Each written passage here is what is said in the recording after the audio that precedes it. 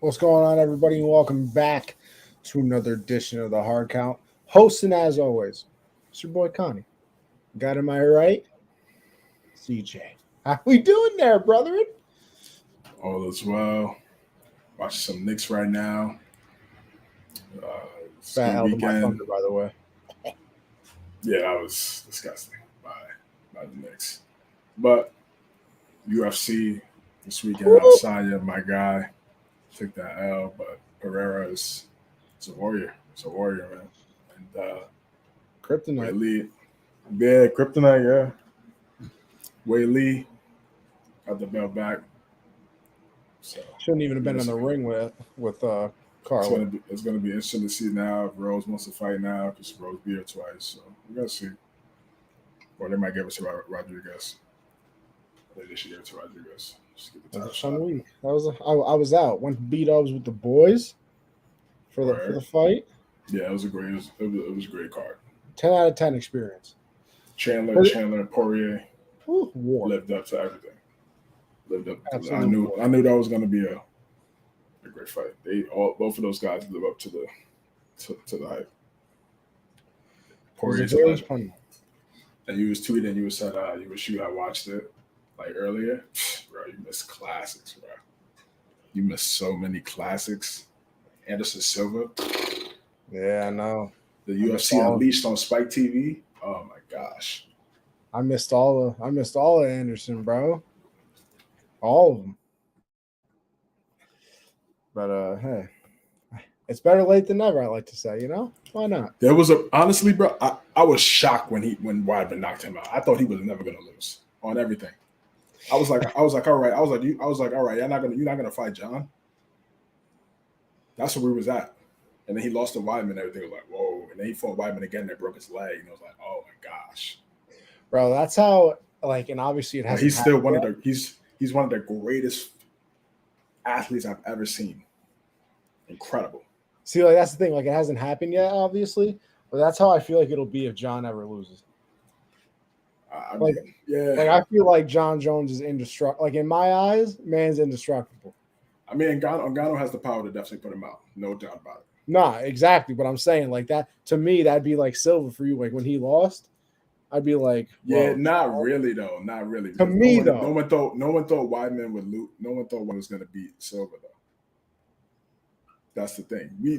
It's very likely you can see. Bro, Francis and John. It's very likely you can see Francis. Yeah, it's touching John's Woo! face, but it's right there. Yeah, you can see that. That's likely. So I need that to happen, though. Dana, make it happen. I don't. Oh yeah, the fight that happened. Yeah, definitely.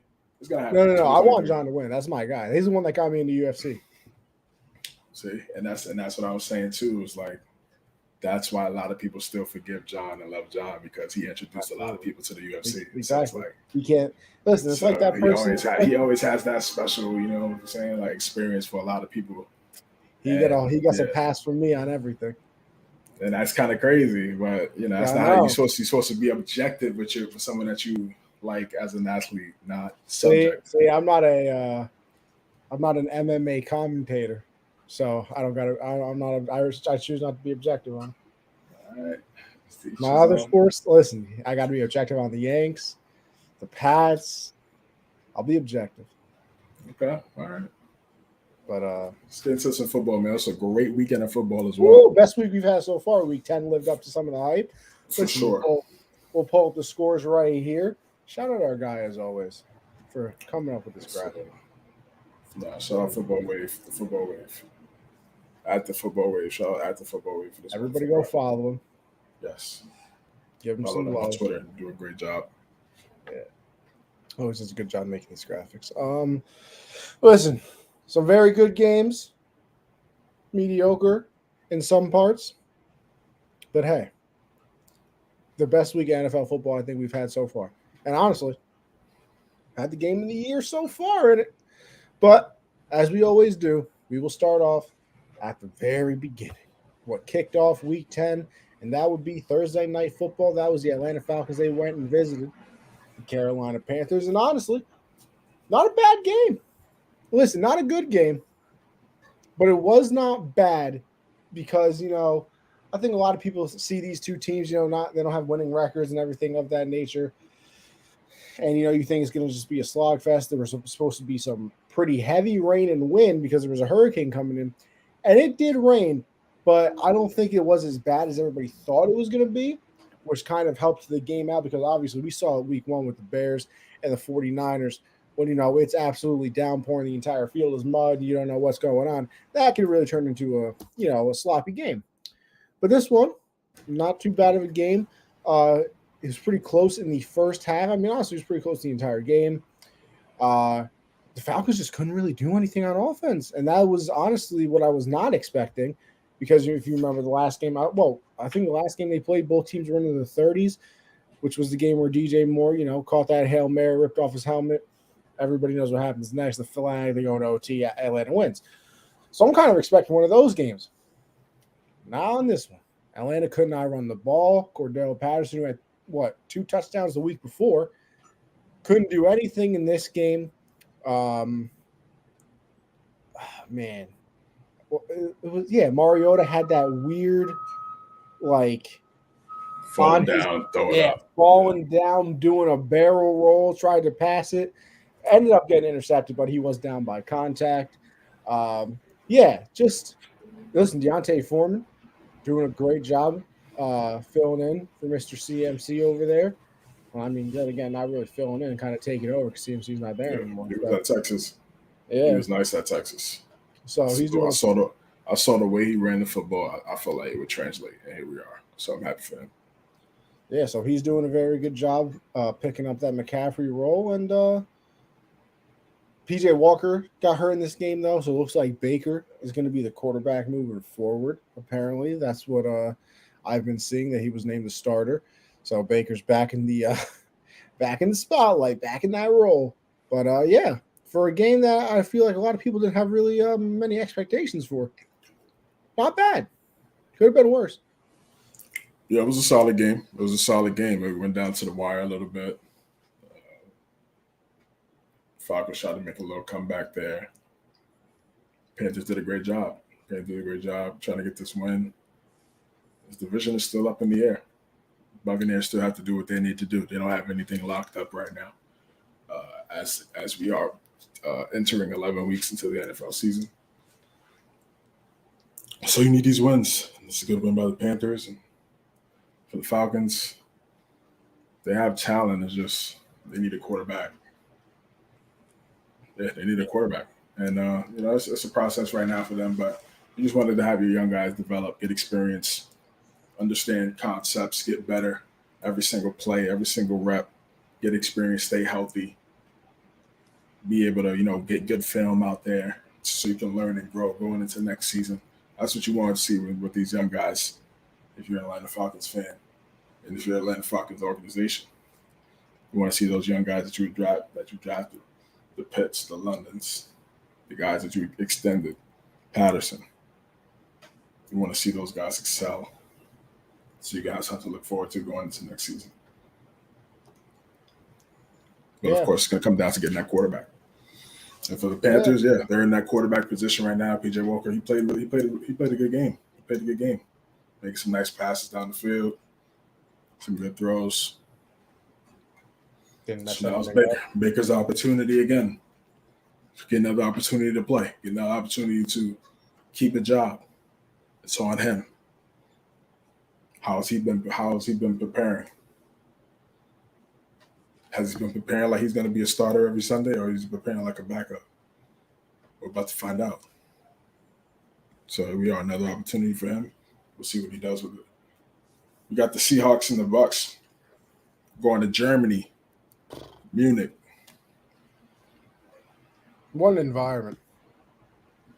I don't know. Did you wake up to watch it? I was up for this game, yes, sir.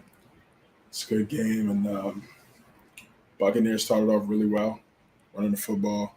Then Fournette got things going. White got things going as well. One of their young players in the backfield. Had a good game. It started off hot. Chris Godwin was catching the football well. He had some really nice separation on the Seahawks DBs. And they were moving down. They was having solid drives. Got a touchdown. Ran it in.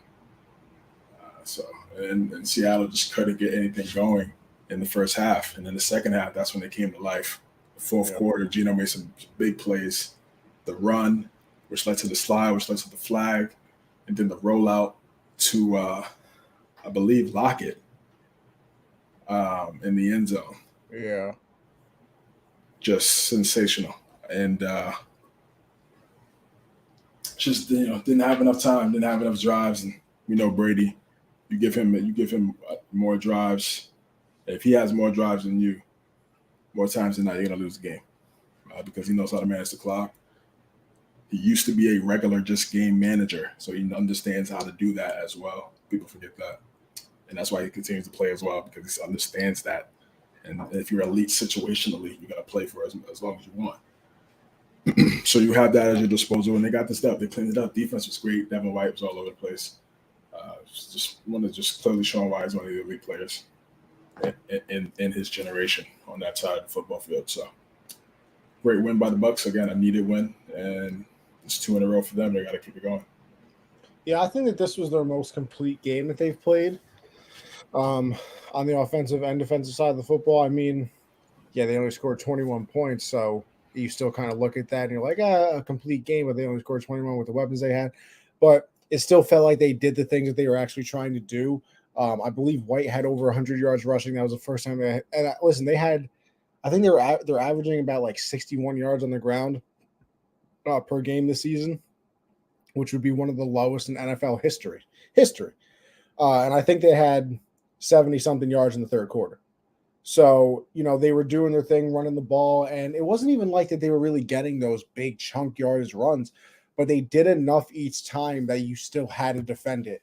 Like, it wasn't that they were breaking off 5, 6, 7 yard runs and, a big 20-yard run here or there to like really scary. It was just like 3 yards,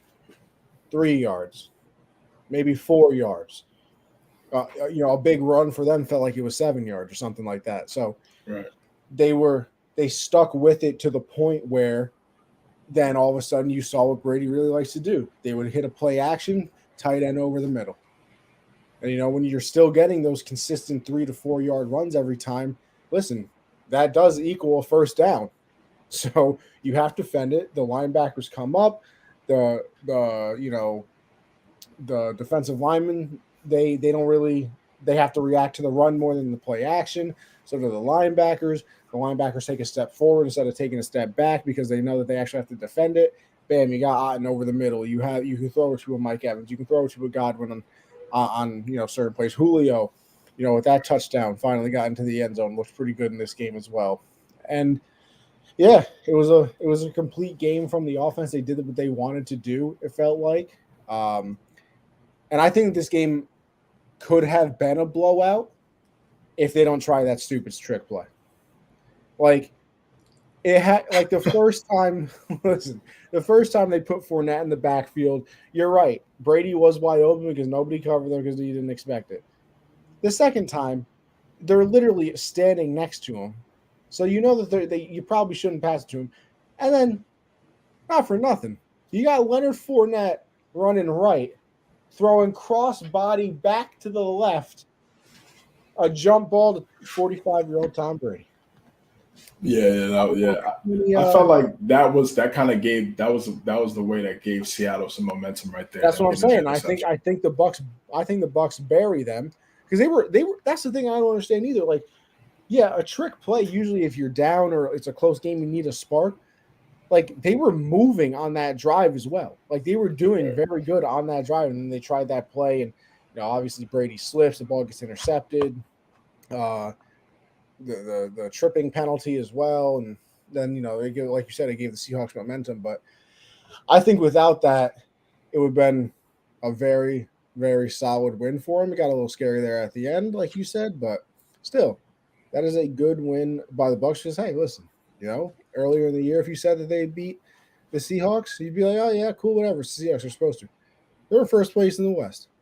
They are a 6-3 football team. Or 6-3 now. Bucs are 5-4. So hey, 5-5. Yeah. There you go. You wait, how? No. Bucs have to. Yeah, Bucs are 5-5, and what? Seahawks have to be 6-4. They don't get a bye after this week. Yeah, I think they get a bye. Yeah. So they got to be 6-4. Okay, but hey, Good game for the Bucs. Like you said, Devin White was all over the place. Winfield Jr. came back in this game. And the other thing is, like, we know that their rush defense has always been pretty good. They stonewalled Kenneth Walker in this game. Like, he had been running all over people the last couple of weeks. I think he had like, I don't even know if he had 40 yards rushing in this game. So they did a hell of a job over there in the trenches and stopped him. But we move on because To the game of the year. exactly. We go to the game of the year. The Vikings, they take on the Buffalo Bills. And honestly, you kind of just skip to the fourth quarter because it's a good game up to that point. Not It was really. I all mean, right. yeah, All it was a right. good game. Bills were doing their thing. Diggs made we thought was catch of the year. Yeah, Diggs makes a very good catch. And then you go to the fourth quarter. And I did this math the last time. 27-17, I want to say, for the Bills. And they were driving down the field. Looked like they were going to really put the game away. I believe that, and this was around about the 10-minute mark. So on a 4th and goal, they go for it, which to me, once again, take the points. I understand that it only puts you up 13 and doesn't make it, that extra possession. It is a 2 touchdown. No. Yeah, it is a 2 touchdown game. Possession, yeah. But I would still taking the points there. Whatever. But you go for it on 4th and goal. Josh Allen throws an interception. And then there's the 2 crowds that come out of that interception. And it's basically like a punt because, it's 4th and goal and they weren't taking the points anyway. So you might as well just throw it in there. See if you get a touchdown. If you do, cool. If it's an incomplete pass, whatever. Interception, okay, cool. Then there's also the other crowd of where you shouldn't throw an interception there because if it's an incomplete pass, you throw it out the back of the end zone. You got to make them drive the length of the field because I believe Patrick Peterson returned that ball to about the 35 or maybe even further than that. And that was also a play where after Allen throws the interception, he goes to try and punch the ball out. Kind of looked like he hurt his elbow again. But in all honesty, if we're looking at this game, we were also very concerned about the elbow. Didn't look like we should have been concerned because he was slinging the rock. He was Josh Allen was passing it all over the place. So the Vikings then go down. They score a touchdown. They miss the extra point. 4-point game. I believe the Bills, either they go 3 and out, I think, on their next possession. And then you got the drive from the Vikings. Now the Vikings are going down. They're driving the field until I believe it was a couple penalties, a sack, whatever. You got 4th and 18. Game's over. I mean, come on, 4th and 18. So we thought. You play back. You guard the first down. Well, Kirk gets a little time in the pocket, throws a jump ball to Justin Jefferson, who, and listen, is it recency bias? It's possible. But it's still my opinion. I think that's the greatest catch I've ever seen in my entire life. That's better than the Odell catch. That's better than the George Pickens catch that we saw earlier in the year. That was better than, a lot of catches. The only one that might be better, a little biased here, a little Julian Edelman catch in that Super Bowl. Between 3 people, bounced off the leg, catches it, has to let it go, catch it again before it hits the ground. In the Super Bowl too, just saying. But Justin Jefferson reaches up. It's an excellent catch. I feel like it's right up there with Odell. Again, Odell caught it with 3 fingers, leaning back, being pass interference, and it was a touchdown. Let's again. Degree of difficulty. I'm giving Justin Jefferson's catch was definitely one of the greatest catches I've ever seen. No doubt. No, definitely. Reaches back, one hand snag, rips it away from a defender who has both hands on the ball, then hits the ground and kind of like curls his arm to make sure that the ball doesn't hit the ground, secures it against his body, first down. Absolutely incredible. The drive continues. They get definitely down. top three catch ever for me. And it's not 3 or 2, by the way. They continue to go down. They're in a goal-to-goal situation. 4th 4th and goal. The Vikings do a little play action pass. Dalvin Cook is wide open. I think he hears the footsteps, drops the pass. The game's over. Wrong. Because the Bills were offsides. So now you get another opportunity. They do that little QB sneak that everybody's doing this year. Kirk snaps the ball. You push him forward with the person standing behind him, and you expect a touchdown. No. The Bills stonewall him again on 4th down. Turnover on downs.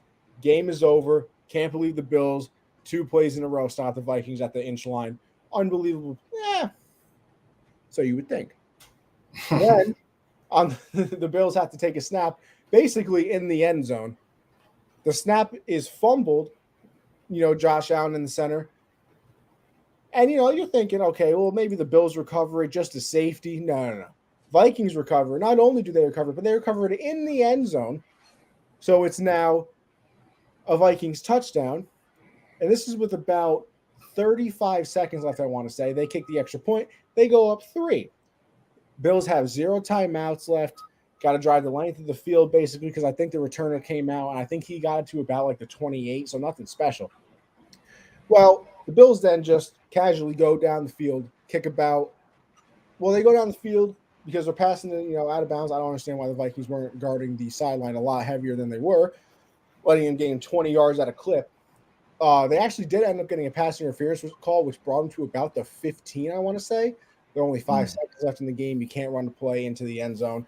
You can't take the risk of having no time left. So they kick the field goal. Overtime we go. Vikings, they win. They win the coin toss, elect to receive. They go down the field. They're driving down the field, too. It felt easy for the Vikings in overtime. Then a sack, a penalty. They end up having to kick the field goal. They go up 33-30. Bills get the ball back. Honestly, on this possession, Josh Allen was using his legs pretty well. He escaped for some pretty solid runs, I believe, in the overtime. They get down to about, I want to say what, CJ, the 25-yard line. And also, I failed to mention this, going into that drive to get into overtime should have been an incomplete pass to Gabe Davis on the sideline. Refs did not stop the game to have it challenged. We'll get into that. I'm sure CJ will break all that down as well. But just thought I had to effort. That was a little miss on my part. Anyway, back to the overtime. And they're going down the field. They're in field goal range now after a few plays. Josh Allen throws another interception to Patrick Peterson in the end zone. Ends the game. Vikings sneak out with a 33-30 win in one of the craziest games that anybody will ever watch. Can't be the best game of all time, by the way, because it didn't happen when things meant something, playoff, Super Bowl, whatever. But, let me tell you, for a regular season game, one of the greatest I've ever watched in my life. CJ, was my recap good, and how did you feel? Yeah, it was good. Great recap. Pretty much broke down everything. It's one of the greatest games I've seen in a while, for sure. Just the resiliency of the Vikings. Not giving up and get a little bit of luck, a little bit. Allen grabbed his clasp of his hands too early, and he dropped it. He dropped the football. And this happened to them last year too against the Titans, but they're in the reverse. Yeah, they were trying to get into the end zone. This year they're trying to get out of the end zone, and the same thing, unsuccessful was the result in both scenarios. So,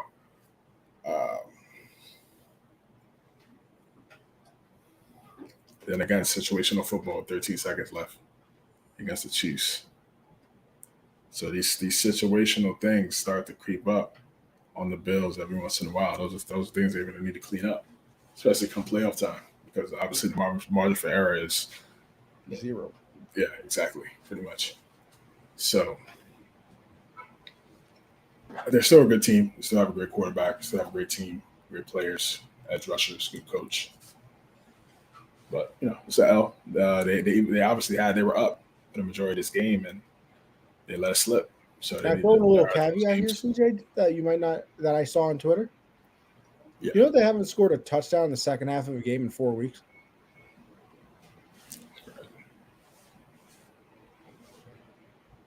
It's crazy. Josh Allen and Diggs and everybody, no touchdown in the second half of a game in 4 weeks. Packers they didn't. This game they didn't. That Jet game they didn't, and then whatever other one I'm missing. So that is that's definitely something. But I mean, yeah, this was. And here's the thing: I said this yesterday when I was doing my other show, Gen Z with Josh. That's at 7 News and everybody. Make sure you go and check that out. But Allen is struggling right now, and obviously, you guys know I'm a fan of him. I only because I kind of said that he was going to be good, so I just want him to be good to make me right because I thoroughly enjoy being right about things. But I feel like I'd rather have the best part of my team struggle than the worst part of my team. And my reasoning for this, say you got terrible corners and they're playing terribly. Well, then you know that there's not really going to be a fix to it. But, maybe if I have prime Darrelle Revis and, for 1 or 2 games, he's not Darrelle Revis. He gives up, 100 yards each game.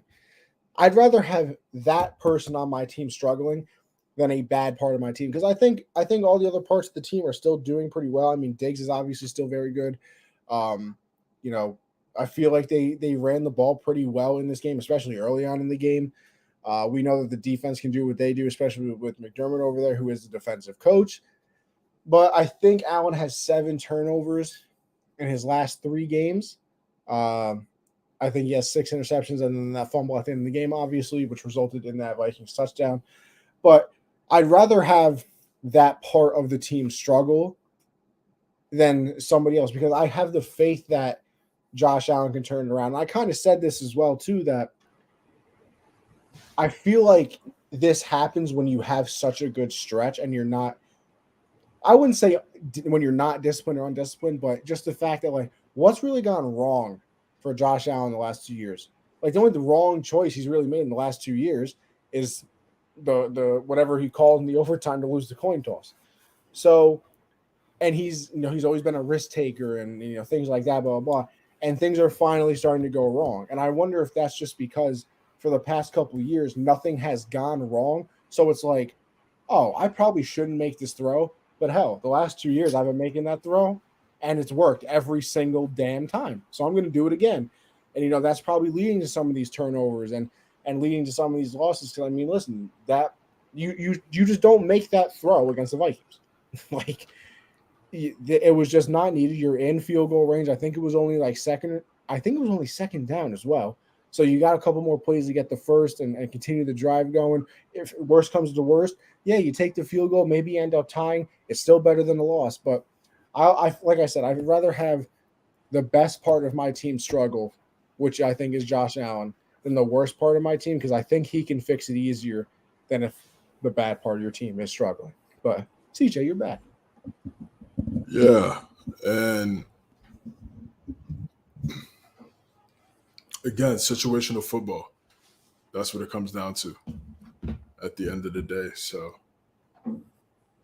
that's to be understood.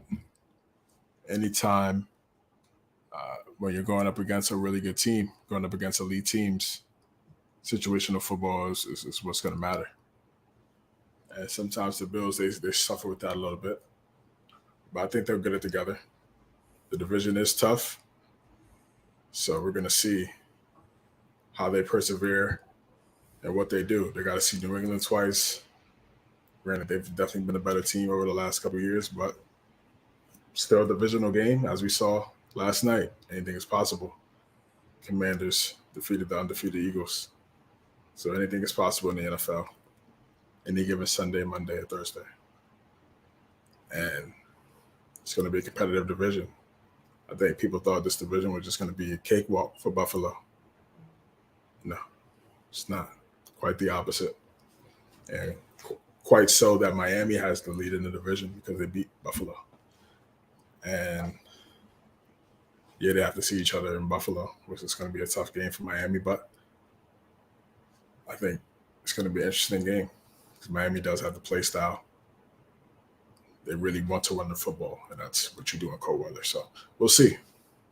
It's going to be a great matchup. Can't wait to talk about the Dolphins in a little bit, but they'll be fine. The Vikings, They're looking good. They're looking good. They're persevering. Maybe last year, 2 years ago, 3 years ago, they lose this game just because of some MEs, and now they're learning how to win these games. And I think a lot of that has to do with their head coach, Kevin O'Connell, what he's done since he's been there. You have to put him in consideration for Coach of the Year. It's going to be a tough race right here for Coach of the Year. It's a lot of worthy candidates. Kevin O'Connell, Nick Sirianni, those guys are going to be at the top. I think you got to have Kevin O'Connell at the top right now, just based on what happened last week. So he's done wonders for this team. He understands what they are. Dalvin Cook, we lead by Dalvin Cook. They work off play action, bootlegs, things like that. And then throw it to Justin Jefferson, a special football player. Could potentially go top 5 all time ever. He's on that trajectory right now. 23 years old. He keeps this up. He can go down as top 5 ever. He has 20 games of 100 yards receiving his first 3 seasons. That's already the most in the NFL history. Past OBJ and Randy Moss. They were tied at 19, I believe.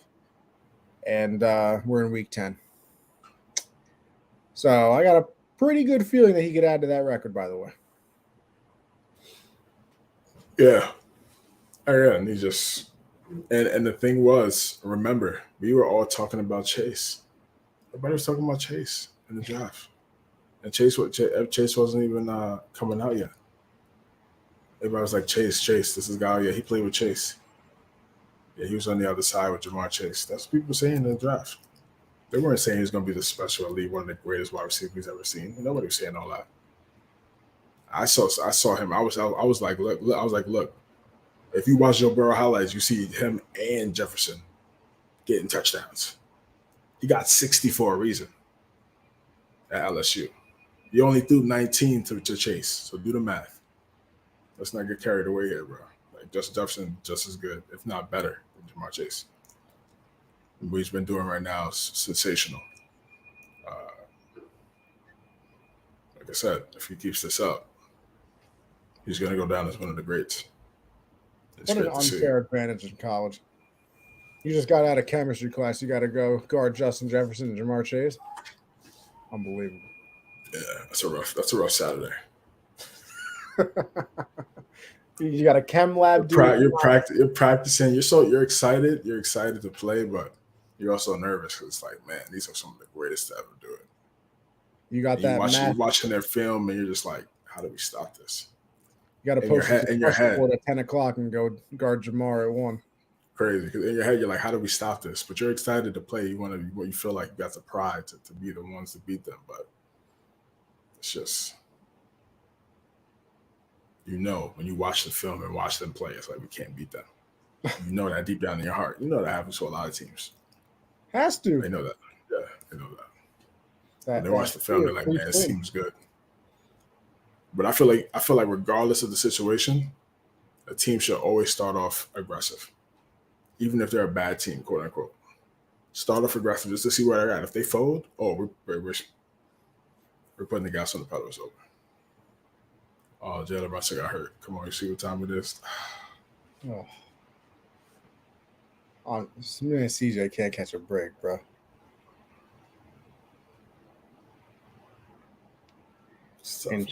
In shambles right now. What's the injury looking like?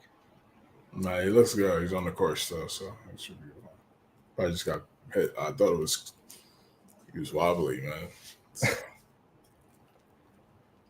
Nick's stress out unbelievably. Yeah, it's just the inconsistency, bro. That's what it is.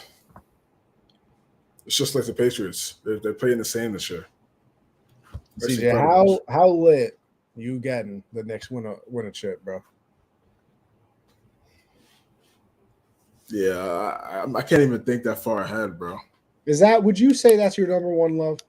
I got to see them get to a conference finals. Would you say the Knicks are your first love? I mean, I feel like them and the Patriots is really equal, bro. Is it equal? Okay. Yeah. All right. Fair enough. Well, we move on from the game of the year to hey, another great game over there in Week 10. The Lions, they take on the Chicago Bears. Let me tell you something, folks. The Bears are doing exactly what they need to do. They're doing it. They're playing well.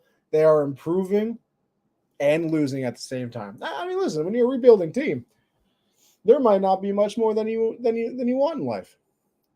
Your quarterback is playing out of his mind. I think the last 4 weeks, I saw something that he is on pace at the moment to break Lamar's record for most rushing yards by a quarterback in the season. So that's possible. But I mean, listen, Justin Fields, 12 of 20. Listen, not putting up those unbelievable passing numbers, but hey, got to remember who he's passing the ball to. Nothing special over there on that side of the field. But 12 of 20, 167, 2 touchdowns through the air, threw an interception as well, 13 carries, 147 yards, 2 touchdowns on the ground. I mean, he made a play where he was, going to the right, coming back left, circling around, then ran the ball in. Then he has the explosive play, I believe was another 50-plus yarder touchdown run. Just unbelievable stuff that Justin Fields is doing right now. It's finally clicked. It's clicked with him, and I think it's clicked with the coaching staff as well of like, hey, we have a pretty athletic quarterback here. We should probably use him and let him run the ball a little bit. 13 carries, 147 will definitely do it for you. Cole Kmet, another good game, I believe. I mean, he's been one of the better tight ends over the last few weeks. So maybe him and Fields are really starting to get a rapport. He had 4 catches, 74 yards. He caught both of the touchdown passes that Justin Fields threw. And then, you go over to the Lions. They sneak out a win here, 31-30. Jared Goff, 236 and a touchdown. They ran the ball pretty well. Jamal Williams, 59 yards. He had a touchdown. Amon-Ra St. Brown, he's going to be the workhorse now. I did see something, though. They expect Jameson Williams to come back sometime in December. So that could finally be fun to see him on the field. But, yeah, St. Brown, 10 catches, 119 yards, had 11 targets. 11 targets in the game. But yeah, 31-30 win. And I believe it was because, the Bears missed a point after. Yeah. Those damn PATs, man. They missed the point after. So they end up catching the L. Yeah, actually, look right here. Justin Fields, 67-yard touchdown. Yeah, Justin Fields is incredible. I mean, he's been unreal. You're right. That's what they're doing. They're improving and losing. And that's the perfect scenario. Oh, boy, what's going on? What's going on? What's going on, man? Can't wait to see Jameson. I'm excited. Yes, likewise. That's why I picked him up on my fantasy draft. For my rookie draft, I picked him up because I just know once they get the right quarterback this year in the draft, it's gonna be like they're having 2 rookies. It's gonna be Jameson and the quarterback. It could be Bryce. We'll see who it is. I feel like it should be Hooker, but we'll see. St. Brown's nice. That's a 1-2 punch right there if Jameson's good. Yeah, Jameson's gonna be good, bro. I hope so. It's gonna be good. It's gonna be good. It's gonna be a good watch. He has elite speed. They say he was running 2. They say he was running 4.2s, huh? Was it an ACL for him that knocked him out? Yeah. Damn ACLs. Yeah, he's gonna be good. He's gonna be right. He's gonna be back. But yeah, Justin Fields is a phenomenal athlete. As long as he slides, gets out of bounds, he's good. Slide and get out of bounds. If you see it, don't do that extra cut. Get out of bounds. The extra cut does not matter. The extra cut could potentially take some damage on your body, put some more permanent damage on your body. You run out of bounds, you stay fresh. You don't take the extra hit. And if they do hit you, they're throwing that flag for you. So you're good. You're protected. So why not just go towards the protection? Just common sense. Why go into the danger? Makes no sense. So if I'm a quarterback, I'm sliding, I'm going out of bounds. That's just what he's going to do. He's going to get those big runs. He's very athletic. Teams are sleeping on him right now. They're going to start loading up that box and just daring whoever they have on the outside to be productive. If they can't do that, then it's going to be an ugly game. But they have been able to stop it right now. The RPO, he's so good. He's so fast. People don't know. he's run now he's running now like at this type of style. So teams are trying to catch up, and he's just running past them. So it's great to see. He's a dynamic dual threat. He's going to go down as one of the best dual threat quarterbacks in the league. You see the athleticism already and how he plays. He's going to be great. He's going to be the goods. He's going to be the goods. He gets the right weapons. He's going to be very talented, and I can't wait to see his career unfold. And I feel like that division, the way it stands, Rodgers is going to be out of there soon. Kirk Cousins he'll be there, but he'll be older. He'll be getting older. Justin Fields is still young. He'll be 24, 25 years old, still having at least 13 years left of, God willing, elite football play at the quarterback position. So the Bears have a great one. They traded up. They got aggressive. So I think it's going to pay off for them in the long run because you need that athletic quarterback. And as long as he continues to improve in the pocket as well as he's running, you're going to have a superstar. Is there you would know better than me, that's why I ask. I know my boundaries. Is there a big-time wide receiver coming out this year? I mean, you could get Addison from USC.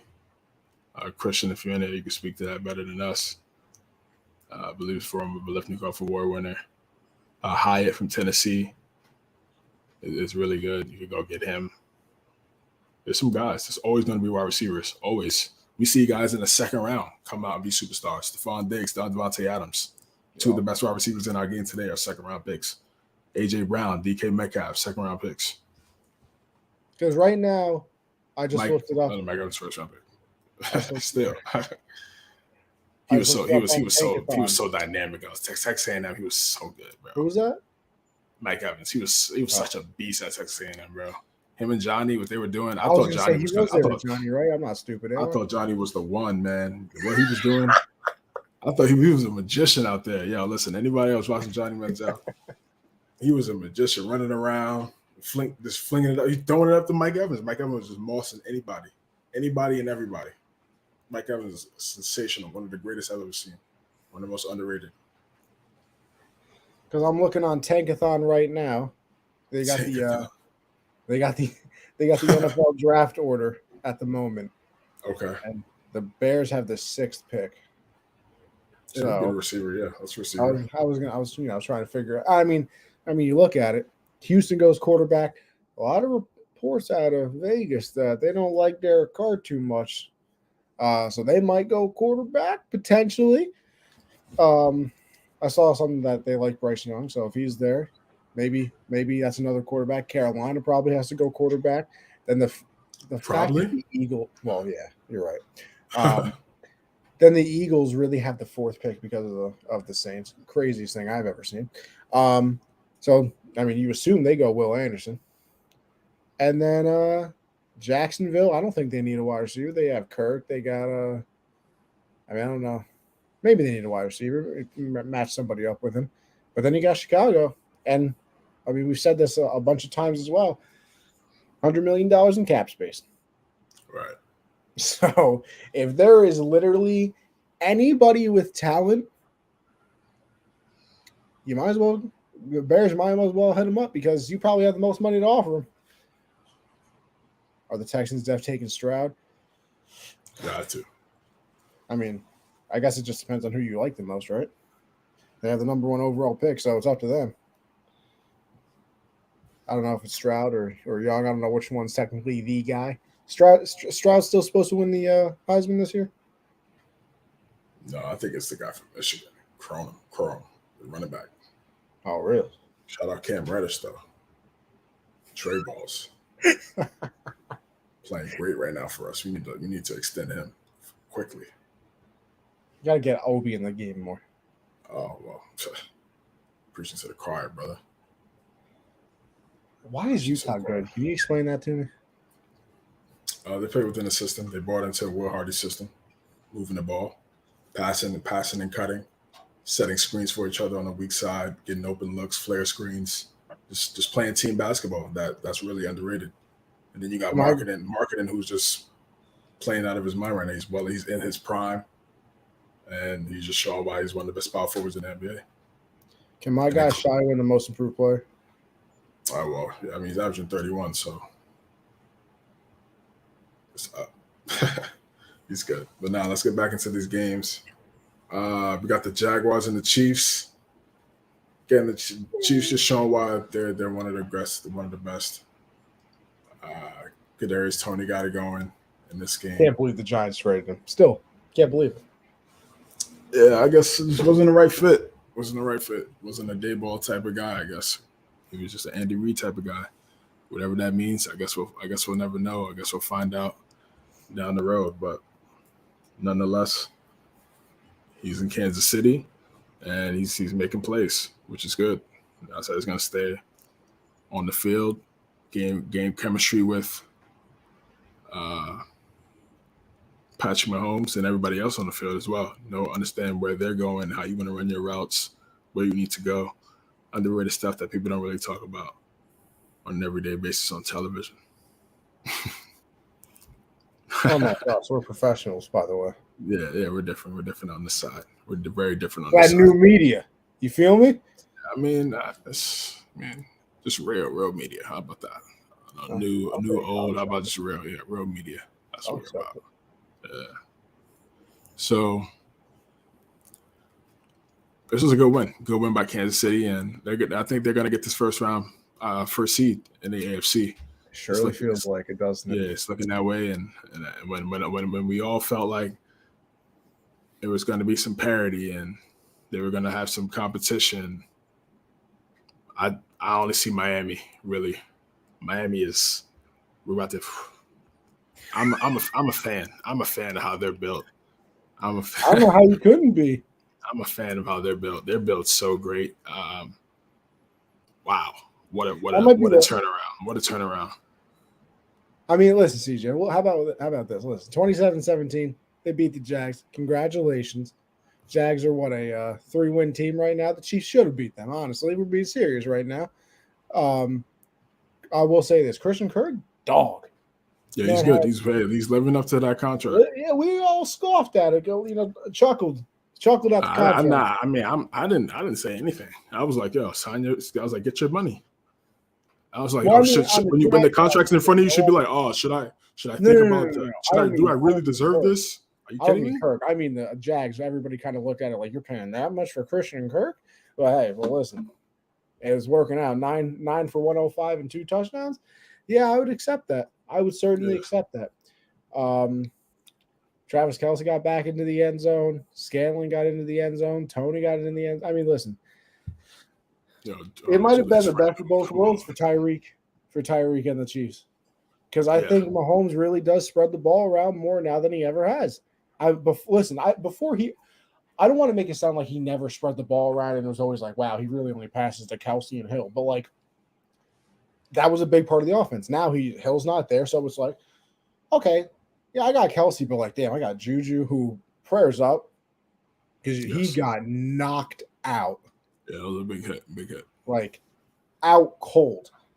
Got Scantling over there. Now you got Tony, you got Hardman. And it's like, damn, you guys can kind of play too. I might as well pass it around. And so I think it's been a pretty good thing for them. But we'll move on because, like I said, these Miami Dolphins are something. Yes, they are. They are 7-2 right now. They dismantled the Brownies 39-17. And CJ, I know you're eager about it. So I'm going to give you the floor. And I'm just going to listen and absorb the content. Yeah, I'm just a fan. They're one. What we're seeing Tua just excel in the offense. And it's great to see when everybody doubted him and they felt like he was going to be a bust. Everybody was starting to call him a bust. They were ready. They were ready to use that word on his name. But Mike McDaniel, was like, I'm gonna come in here and do everything I can to help Tua succeed. And I think he didn't have to do that. He didn't draft Tua Tagovailoa. he was inherited that Tua in terms of that situation. So he didn't have to do that. He could have been like, "This is not my guy. I want my guy. If I want to be the head coach here, I want to draft my quarterback." Could have said that easily, but he didn't do that. He was like, "Listen, we're gonna win with you," and that's what they're doing right now. They brought in Tyreek Hill with the addition to Waddle. They run the football. That's what they want to do. They play physical. They want to run the football, and then with the play action with those two guys on the outside, it's tough to stop them. Got to give Chris Greer a lot of credit. I know during the offseason they were kind of had a negative light on them based on the things that occurred with Brady and the owner. But the way they've turned this around, and now when the games are being played and how they're winning these games, and for those guys to just really pretty much feel like that's not really our problem. That's something that we can control. And they're going out on the field and control what they can control. They look like they're a top 5 team in the NFL. Easily. And Tua is a big part of that. He's playing, look at his completion percentage these last 3 games. It's insane. It's over only like 75%. Yeah, it's at a high number. And when you're playing in the NFL, it's about, and just in any walk of life, are you a problem solver? Are you a problem solver, right? And for Tua,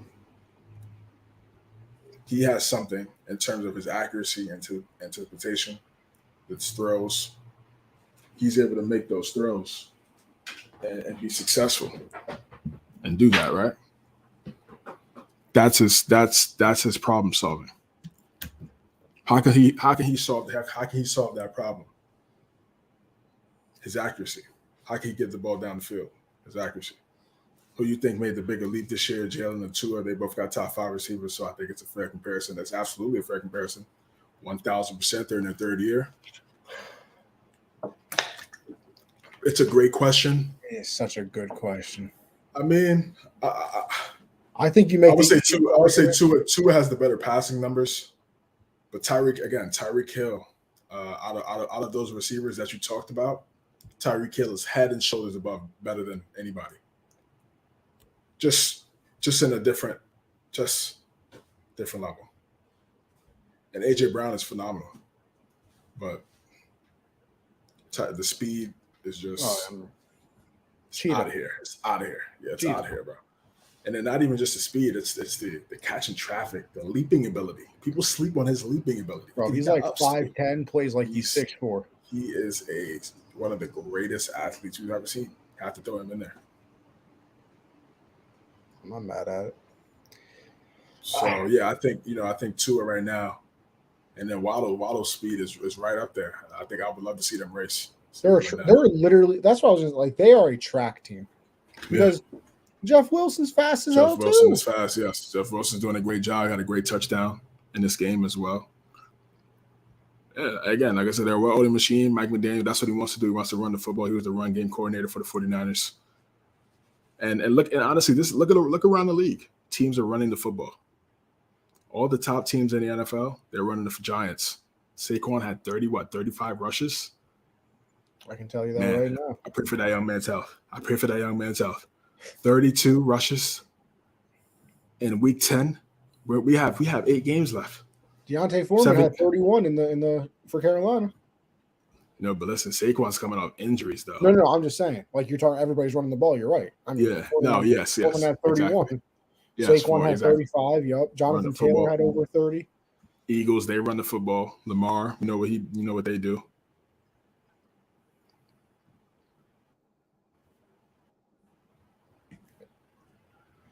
Yeah, you know what they do. So it's the formula right now. It's the formula to be successful. It just is. No, yeah, I mean, listen, like you said. Just a gridiron. Like it's tough. I mean, like you said, Tua has the better passing numbers, but then you add in the fact that Hurts can do the things that he does with his legs, and is such a rushing threat at the same time. I mean, listen, I think you can really make the argument for either one. I don't think anybody should really be mad at you for doing it. But yeah, I mean, listen, this Dolphin team, they look very good, and they have the thing that just can't be competed with, and it's speed. I mean, I feel like we talk about it all the time, but it's because you have to. Like, if you have, maybe you have that big physical receiver, yeah, okay, maybe double him or do something different, and you know, give him some extra coverage. You have a good pass rush. You get the ball out very quickly. You stop the run. You throw the ball a little bit more. Whatever. You can't just all of a sudden get faster players. Like, that's not a thing you can do. I mean, unless you're going to go, hey, you run track. You want to come put football pads on and see if you can actually do this? Like, that's not what you can do. So it's a very different thing of the fact that it's Jalen Waddle, who, I mean, one of the fastest wide receivers in the NFL, and then all of a sudden they're like, oh, well, Tyreek Hill's available all of a sudden because the Chiefs don't want to give him a big contract. Okay, well, we'll accept that one as well. And then you got Jeff Wilson, you trade for him. And I mean, he's fast too. I mean, you see it on the touchdown run that he had in the game, where Tyreek is running beside him, kind of waving him on. It was pretty funny, but I mean, he's very quick as well. So it is just it's tough to compete with speed because you can't just all of a sudden get faster players. You can't just all of a sudden be like, hey, can you run on the treadmill a little bit more? Can you do some different training to get a little bit faster? Like, that's not a thing. So I see CJ's back. We'll get him back in here. Yo, yes, a little laggy on your side. So I was trying to see, make sure. If you want, I mean, I've been pretty solid. I don't know if you want to send me.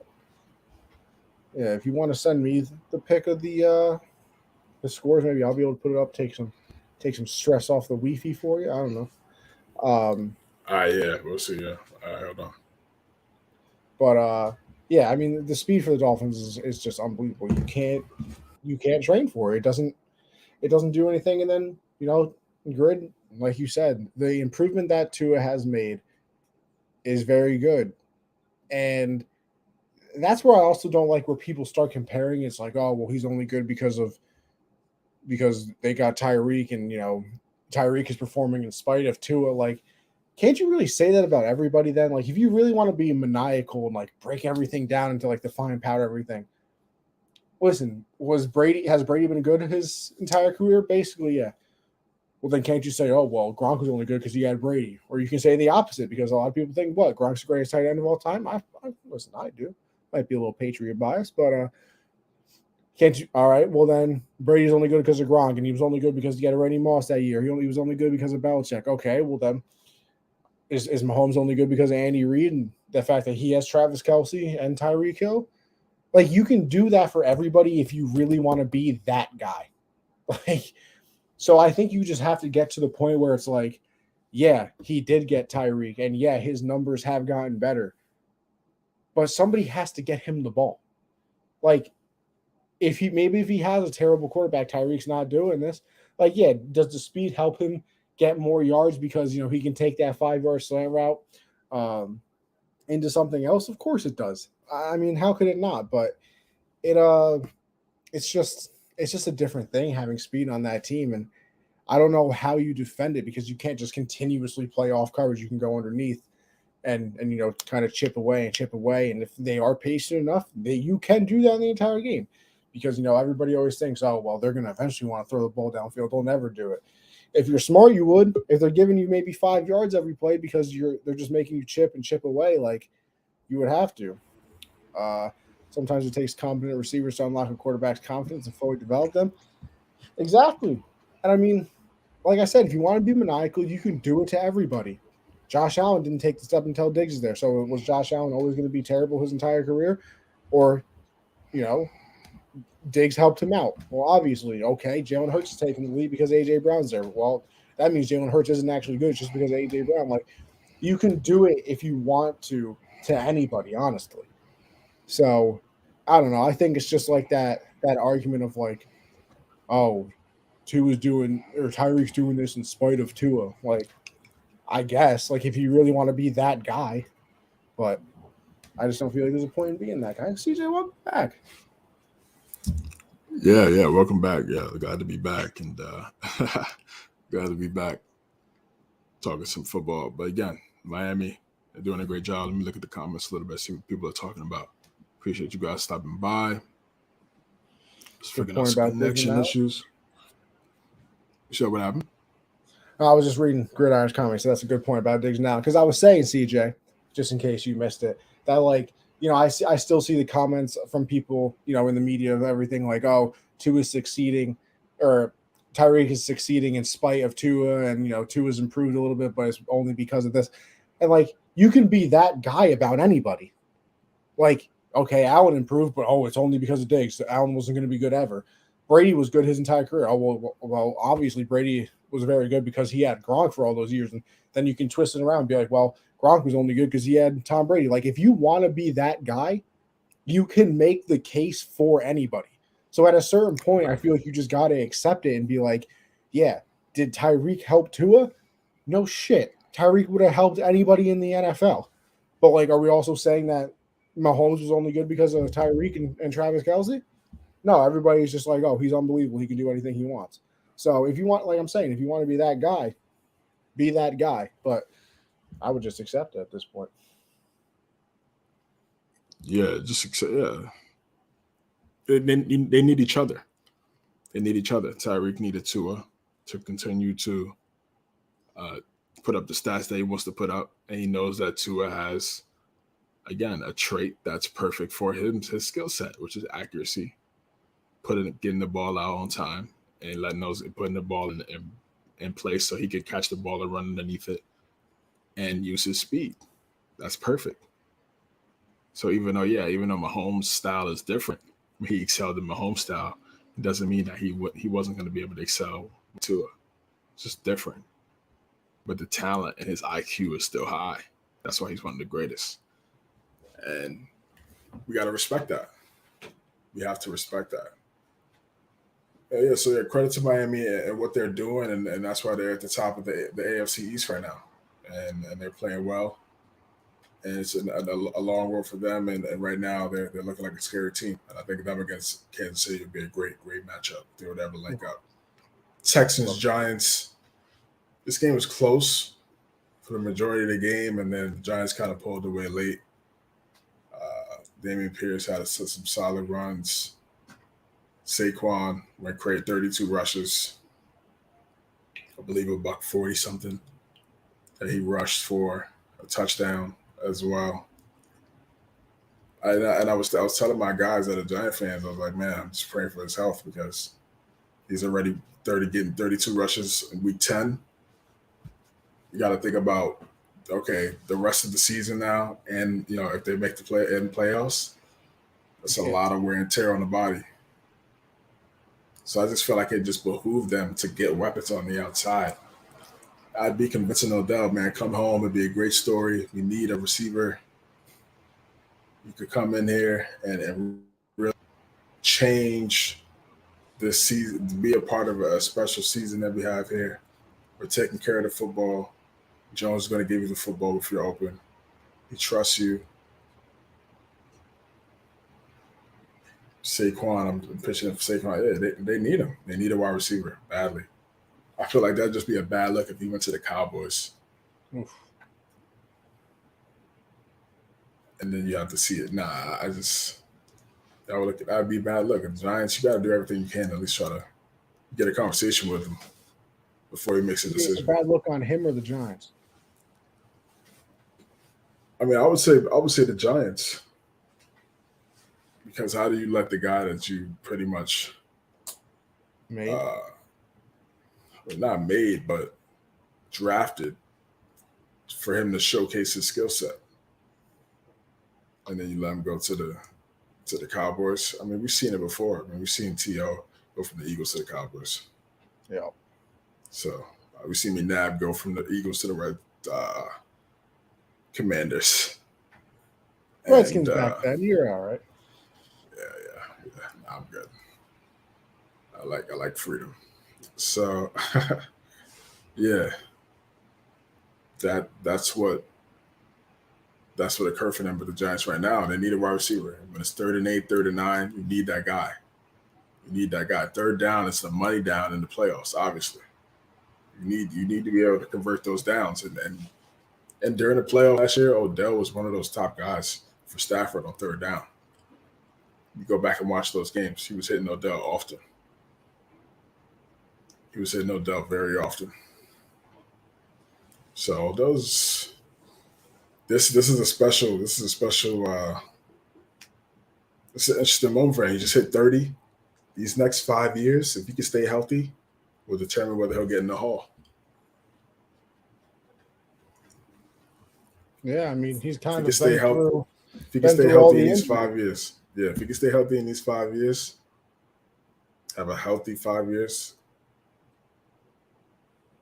I think he'll get in the Hall of Fame because he's one of the most special athletes we've seen in football and all the sports. That catch, people just think he's just a catch, but they forget about the stats that he put up. You just named the stat that Justin Jefferson broke, but it was set by Odell. Yeah, him and So Randy. people forget how great he was back in 2014, 2015 when he first came to the NFL.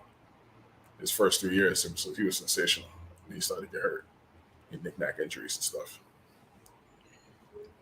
You think there's any bad blood between OBJ and the Giants still? I know everyone likes money, so I'm sure it might convince him, but to me, it just seems almost surreal. I mean, I know he wasn't exactly thrilled with the way everything ended over there. I feel like, I don't know, I feel like the time heals wounds thing, and it's been reports that the Giants are one of the teams that he's considering. So I mean, if there is bad blood, then you would think that the Giants wouldn't even have been on the list to begin with. Now, obviously, reports can be wrong, and maybe he ends up signing with the team, and he's like, "Listen, the Giants were never even on my list. I don't know where the hell that came from." Blah blah blah blah. But at the moment, you would think that there's no more bad blood because that's one of the teams that are looking to sign him, and I'm sure they've done their due diligence and reached out to him and said, "Hey, we're here for a reunion," and they certainly do need him. I mean, you watch this game, Kenny Galladay ain't going to be the guy. I mean, they benched him again. It was wide open over the middle of the field, dropped it. I was like, okay, that's enough Kenny Galladay. I got to see. I mean, you want to talk about a bad, awful, awful contract? That Kenny Galladay contract for the Giants was just you could have taken the money and thrown it into a pit of fire and done the exact same thing with it. But yeah. Yeah, I don't think there's any bad blood. I think it was more about Gettleman. And now that Gettleman is not in the equation now, I think you could definitely make amends because it was more about Gettleman with Odell. And he didn't have a great relationship with him. And Mara, he's going to favor the GM over the player. And that hurt the Giants because Odell leaves and then he goes and wins to the Super Bowl. And you had him in your organization for 3-4 years. So I think a reunion would be great, be a great story. And I think the Giants would be perfect for him. 49ers, it's an abundance of riches. There'd be absolutely no excuse for Jimmy Garoppolo. They should be in the Super Bowl. If they get Odell and all those guys are healthy, Elijah Mitchell, CMC, Debo, Kittle, Ayuk, Jawan Jennings, Odell. It's no excuses for Jimmy Garoppolo. They should be in the Super Bowl. If they don't make it to the Super Bowl, clipboard.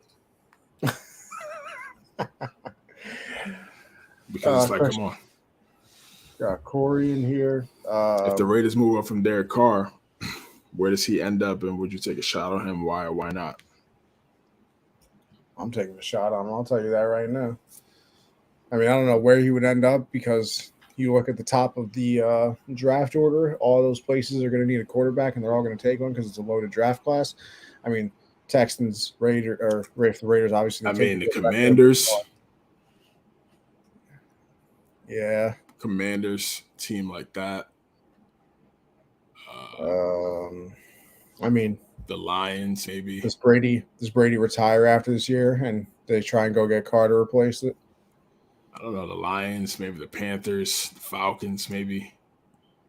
I don't know. We don't know what they're going to do. We think they're going to draft a quarterback. We don't know if they're going to. By the way, I'd gladly take him on the Pats.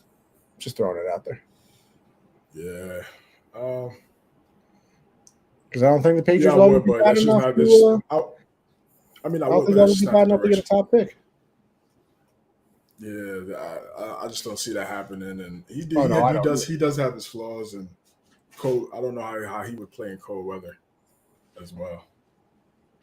That's something I haven't seen. I haven't seen him play in cold weather at a high level. I've seen him play even on the West. He's been very fortunate to play on the West Coast for the majority of his football career. So playing in Foxborough in November, December, that's different. Where you go to college? Fresno State, yep. Yeah.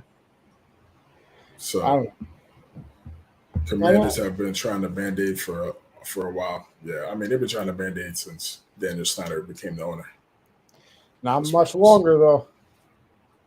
Daniel Snyder. Not much longer. Yeah, not much longer, but they still need that hunt for a quarterback. They thought it would be RG3. Fortunately, that fell through. Bezos and Jay-Z pulling off by the Commanders. I really thought he was going to be the one. Everybody did after that rookie year. I was like, wow. I was like, this guy. But yeah, it still work out. It's whatever. He's still at it. RG3 walked so Lamar could run. He's still, man. Yeah, he walked there for Lamar to run, but he can't touch Lamar. Is Lamar before Lamar? Well, him and Vic, obviously. Nah. Lamar is different. Lamar is different. RG3 was more just running straight forward with the vertical with speed. He wasn't really like agile, elusive. Lamar was elusive. Lamar is elusive, agile, and he has the straightaway speed.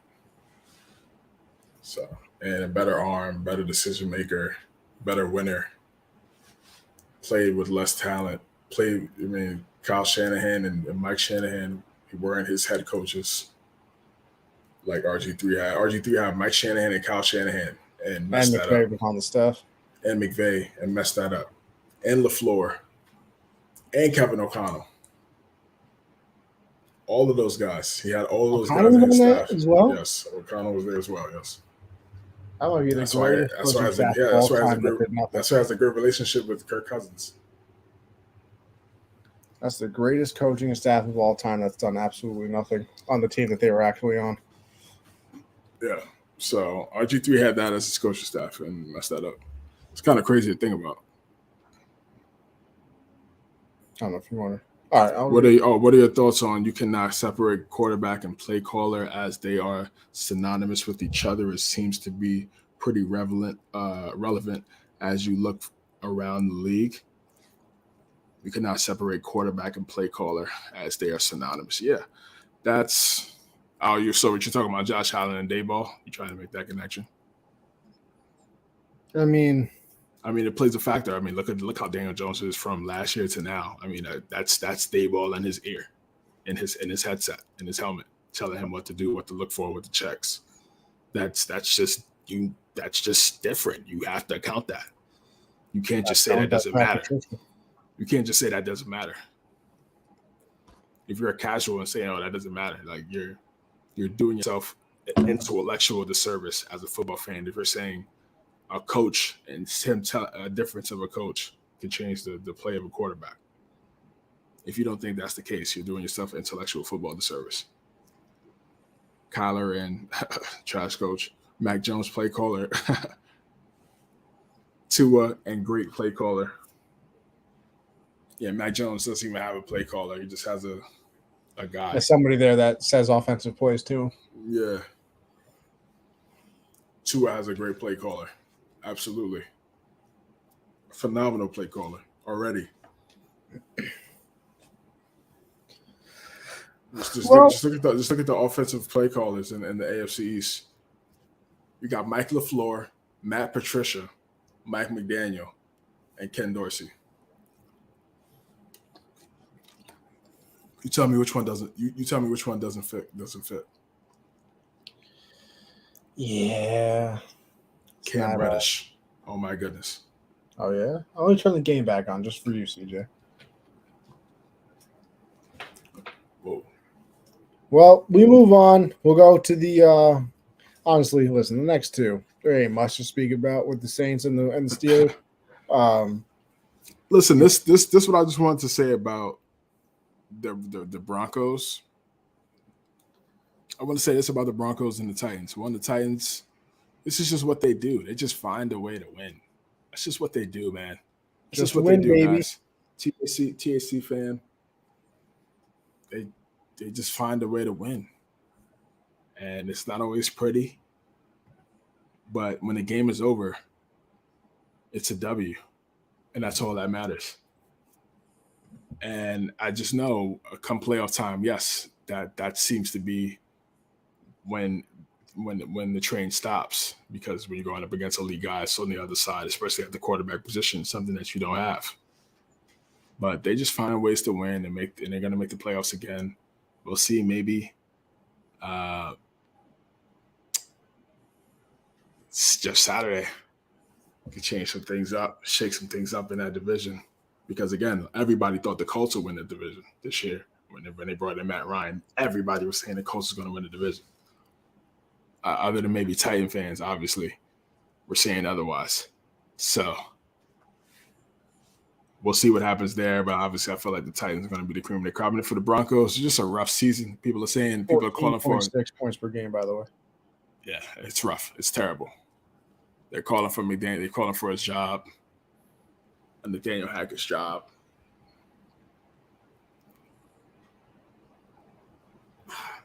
It's really tough for me to say that I'm not going to call for a man's job after one season.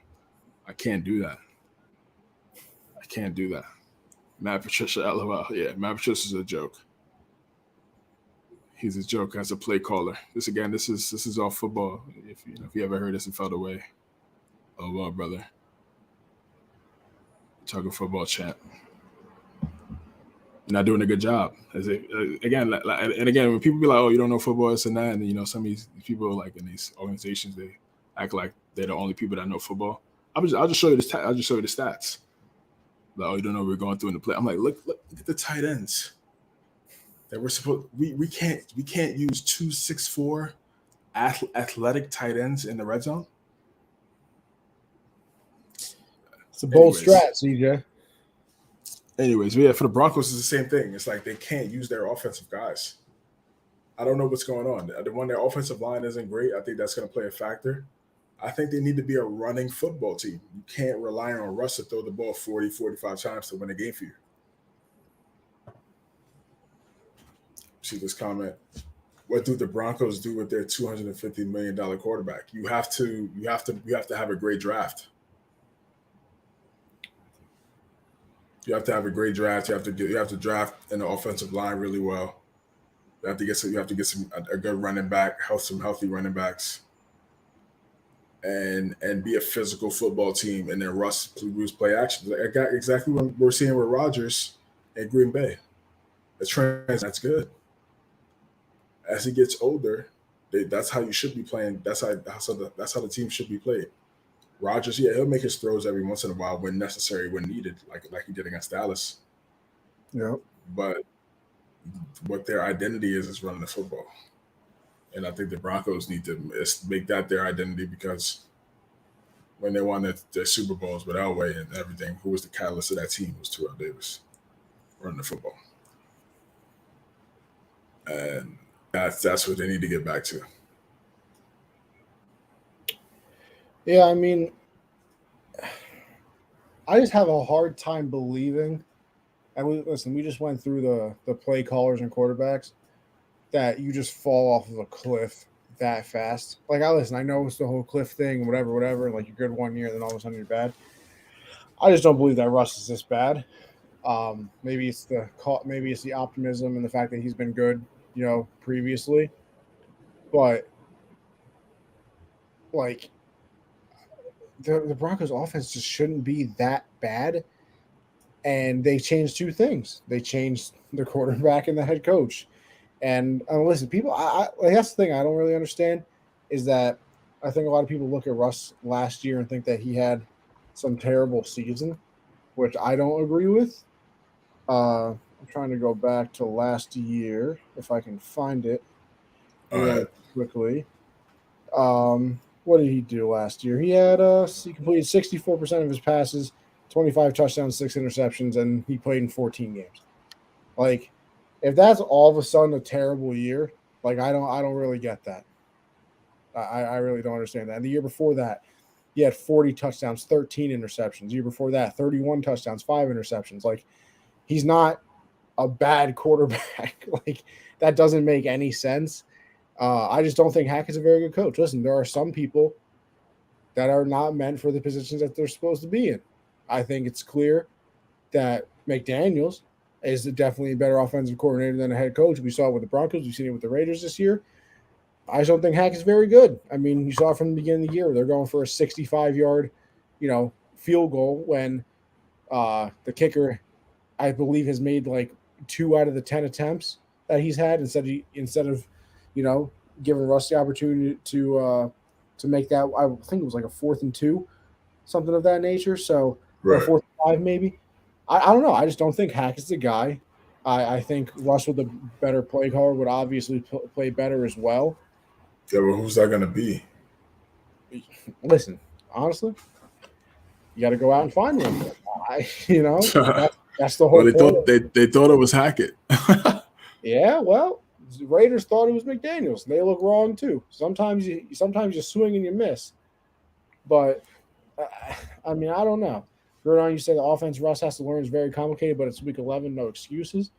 Yeah, I mean, listen, if it's the offense being complicated, there is no excuse. Like you said, it's week 11. You got plenty of practice time. You got training camp. You got everything to learn. But I don't know. I just don't think. Yeah, it's no excuses at all. You're only getting 10 points in the game. You're only averaging less than 15 points in the game. 14.6 points. It's the worst in the NFL.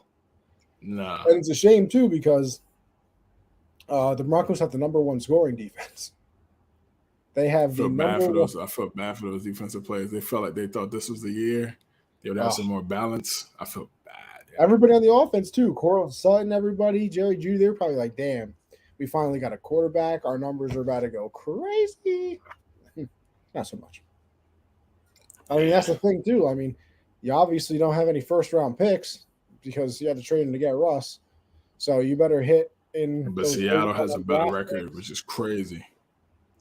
Exactly. You better hit those late-round draft picks, and you better I don't know. I don't even know how much cap they would have, but you better hope that they can find somebody in free agency to do something. But, yeah, I don't know. I just don't think Hackett's the guy, if I'm being honest with you. But how about we go to that Colt Raider game? Because we've kind of danced around it. We've touched on it a little bit. And I want to start it with this. And it has nothing to do with the game. It has to do with Jeff Saturday. I genuinely can't believe how stupid people are that get to be on TV and do things, or just in general. You got Bill Cowher. It's a disgrace to coaching. He shouldn't even have accepted the job. I'll come back to you, Cow. And you have Joe Thomas on NFL Network. This is ridiculous. I remember when I had a coach, he would see his kids once a week and then twice a week if we played a home game, and it would be when he would pick them up from school and drop them off at their house. They would go to ice cream every Friday, whatever. Hey, 2 points here. Joe Thomas, you never played for a good team your entire career. You sucked. No, you didn't suck. Your team sucked. It's not really your team was awful every single year of your career. Awful. You were probably one of the best left tackles in NFL history, if not the best. Congratulations. But hey, just maybe a tiny thought here. Maybe your coach didn't know what he was doing anyway. He spent all those hours at the office for nothing. He slept on the couch in the office, didn't see his wife and kids for nothing. You guys were awful. So maybe that's the way it doesn't need to be done. Maybe you ever thought about looking at it that way? And then for Bill Cowher, he shouldn't have accepted the job. Yeah, okay. I probably got a multi-million-dollar contract to go coach the team that I played for 13 years, won a Super Bowl here, was a Pro Bowler here, raise my kids here. I shouldn't accept that job. All right, Bill Yeah, he's Cowher. insane. Yeah, he's insane. You know that. He didn't cut his teeth. He wasn't getting people coffee and doing this, working his way up. All right, Bill Cowher. Bill Cowher, no, I got a proposition for you. Resign right now. Resign from CBS right now, because I can guarantee you there was some beat reporter who was on the ground covering teams, doing his own stuff on his network, doing whatever. But you're Bill Cowher, who coached in the NFL, so you got an opportunity to sit at that desk before he did. So why'd you take the job? You didn't shine your shoes and go get coffee in the broadcasting world. You were a coach. Resign from CBS, and then you can make the statement. Go be a local reporter for a couple years, work your way through, and then go try and apply for the CBS job again. You absolute idiot. Like, it annoys me to no end that, he shouldn't have taken the job. It's the dumbest thing I've ever heard in my entire life. But now that that's over, God, does it make me happy that they won that game just because of that. Listen, for a team that didn't ever have anybody call an offensive play or any type of play call, Yeah, they did a pretty good job. yeah, they did. They start off listen, Saturday's calling card is running the football. And offensive line. Jonathan Taylor, 22 for 147. He had a touchdown. Matt Ryan was 21 of 28 for 222. Had a touchdown. He put on his running shoes. Had a nice 15-yard run or something like that. He had 4 carries. He had 38, big 38-yard run. Yeah. It was up the field. That was a big run for him. It was a balanced game. Yeah, congrats to Saturday getting the win again. It wasn't, to me, like I said, it was just a process. But again, I wasn't mad because I understand NFL owners, they're going to do what they want. It's their team. The NFL is an organization that is the face of independent franchise owners. So they can hire whoever they want. You can't tell them who they can and cannot hire. There's no overseer. Roger Goodell is not the overseer of the owner. Of the owners. Roger Goodell is the overseer of the league. So Jimmy Irsay can do whatever he wants. If he wants to hire his buddy. Yeah, I mean, I get why these coaches are coming out and saying that. I get it. Because it's kind of, in a way, you could see it as a slap in the face to these coaches that do work their butt off to try to get to that point. And it's just hey, you hire your friend. But I just look at it from a standpoint. I get their passion for that. I understand that. That does look crazy. I mean, you got people that's done years. But sometimes nothing wrong with change. Change is cool sometimes too. Every situation is different. I think it could set up opportunities for maybe ex-NFL players to become coaches and get that opportunity. I think that'd be great. And we can see I always want to see Ray Lewis be a head coach of a team, or Ed Reed be the head coach of an NFL team. See like the old school legends be NFL coaches. I think they'd bring a lot of insight. I think the players will play for them. They have a different type of mind. It'll be a different type of chess game when they're going up against other teams that have ex-NFL legends as their head coaches. Because we could see that down the road. Maybe Saturday could start something, but we'll see. Winning changes all. When you win, people always change their mind. I was mad. I don't care about Saturday coaching, but I was against the benching of Ellinger. I understand it, but I don't support it. I don't know why were you against that? I mean, starting Ellinger means you're tanking. Starting Ryan means you want to win. So, I mean, Jeff Saturday, that just shows me Jeff Saturday wants to win. And that's what they did against the Raiders. They got the W. And it's going to be a tough game for them against Philadelphia this week. Did you see that that's kind of the last slap in the face of Frank Reich, though, too? In regards to what? Yeah. Because Frank Reich was told by Jim Irsay that he had to start Ellinger, and then Jeff Saturday gets there, has a meeting with Matt Ryan, and is like, "Oh, you can actually throw the ball again?" He's like, "Yeah, I'm coming off whatever," and he's like, "Okay, you're starting." So, What do you mean it's ridiculous? The owner said bench Ryan, but Saturday comes in, he can play. That makes no sense. Kind of. Well, here's the thing: you can't really hire a new coach and then tell him what to do too. I mean, what's the point of hiring a new coach if you're going to force him to already play by your different? What I really think happened with Irsay is I think when he told Frank Reich to play Ellinger, I think in his mind he wanted to quasi tank. And then maybe something happened. He either had a conversation with Jeff or something occurred where he felt what was that moment where he felt like, yo, I'm gonna hit up Jeff Saturday and tell him to be the head coach of the Indianapolis Colts. What was that? Well, there was the thing that that's what I want to know. He called Jeff Saturday in the middle of the Patriot game, not to offer him the job though, because Jeff Saturday came on interviewed with Pat McAfee on Monday and they talked about it. I saw that. Because he's a special consultant for the Colts. And I guess Irsay called him and was like, yo, like, what is going on? Like, why are we playing like this? Blah, blah, blah, blah, blah. And then, like, they eventually fire Reich. And then I believe late that day, they had another phone call. Saturday said that, called him at like 2:30 in the morning and offered him the job. But he's probably thinking about it. Probably, I know he was thinking about he was going to get backlash and all that, but he didn't care. He just stuck with his gut and went with it and gave him a call and hired him. We're going to see how it's going to play out. It could be, I mean, again, it's his team. He bought the team. It's his money. His name is at the bottom of the checks. You can't tell him what to do. That's financial freedom. Can't tell him what to do. He can hire whoever he wants to hire for his football team. He spends all the money. So it's he's elite.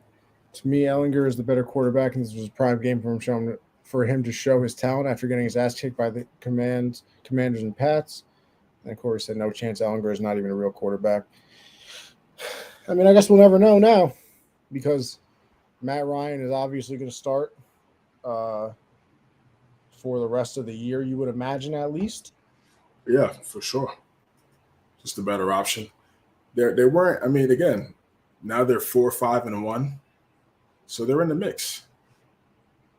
They have to keep this is a tough, very tough game against Philadelphia. Philadelphia's coming off a loss. They want to come back and respond. They definitely don't want to lose 2 in a row. So this is a big game for both teams. So this should be a great game next week. Can't wait to watch this one. And we'll see how that plays out. But yeah, Matt Ryan definitely rather have Matt Ryan as a starting quarterback than Sam Ellinger against the Philadelphia Eagles. And Jonathan Taylor's back. Jonathan Taylor's back now. His first 9 weeks, he was hurt, wasn't really getting the football. His touches look bad. First week with Jeff Saturday, $140. So they're fixing that. They're fixing that offensive line. That's Jeff Saturday's calling card. What did I say? What did I say earlier about problem solver?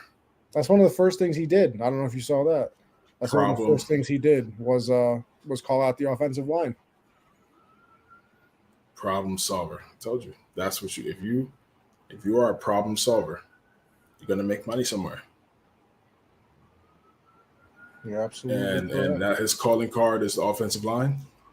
They're the highest paid offensive line. They weren't playing like it. And he came in there and so far they had a great game and running the football. Lanes were there for JT. Had I think it was a 67-yard run, 68-yard run for a touchdown. And that's what they want to do. And then Matt Ryan, protect the football, don't turn the ball over, get it to those guys. He connected with Pascal pretty well, or Campbell. I think it might have been Campbell. Yeah, Campbell. He connected with Campbell a lot in this game. And that's good to see. You're going to have to start developing some rapport with some of these guys. You're not going to get anybody via trade or anything like that now. So whatever you got is what you got. So you got to make it work. Yeah, you're absolutely right. All right, we'll move on, though. We go to the Cowboys at the Packers. Corey says right here what he says. He says, Matt Ryan. Come to life without him, whole team is dead. They're definitely not the most deep receiving core. Yeah, he brings a good energy. He brings good energy. He's a good leader. He's been around a long time. Obviously, he's limited. We know this, but he was a good quarterback. Put up some really big numbers during his time. 4 comeback victories for Ryan on the year.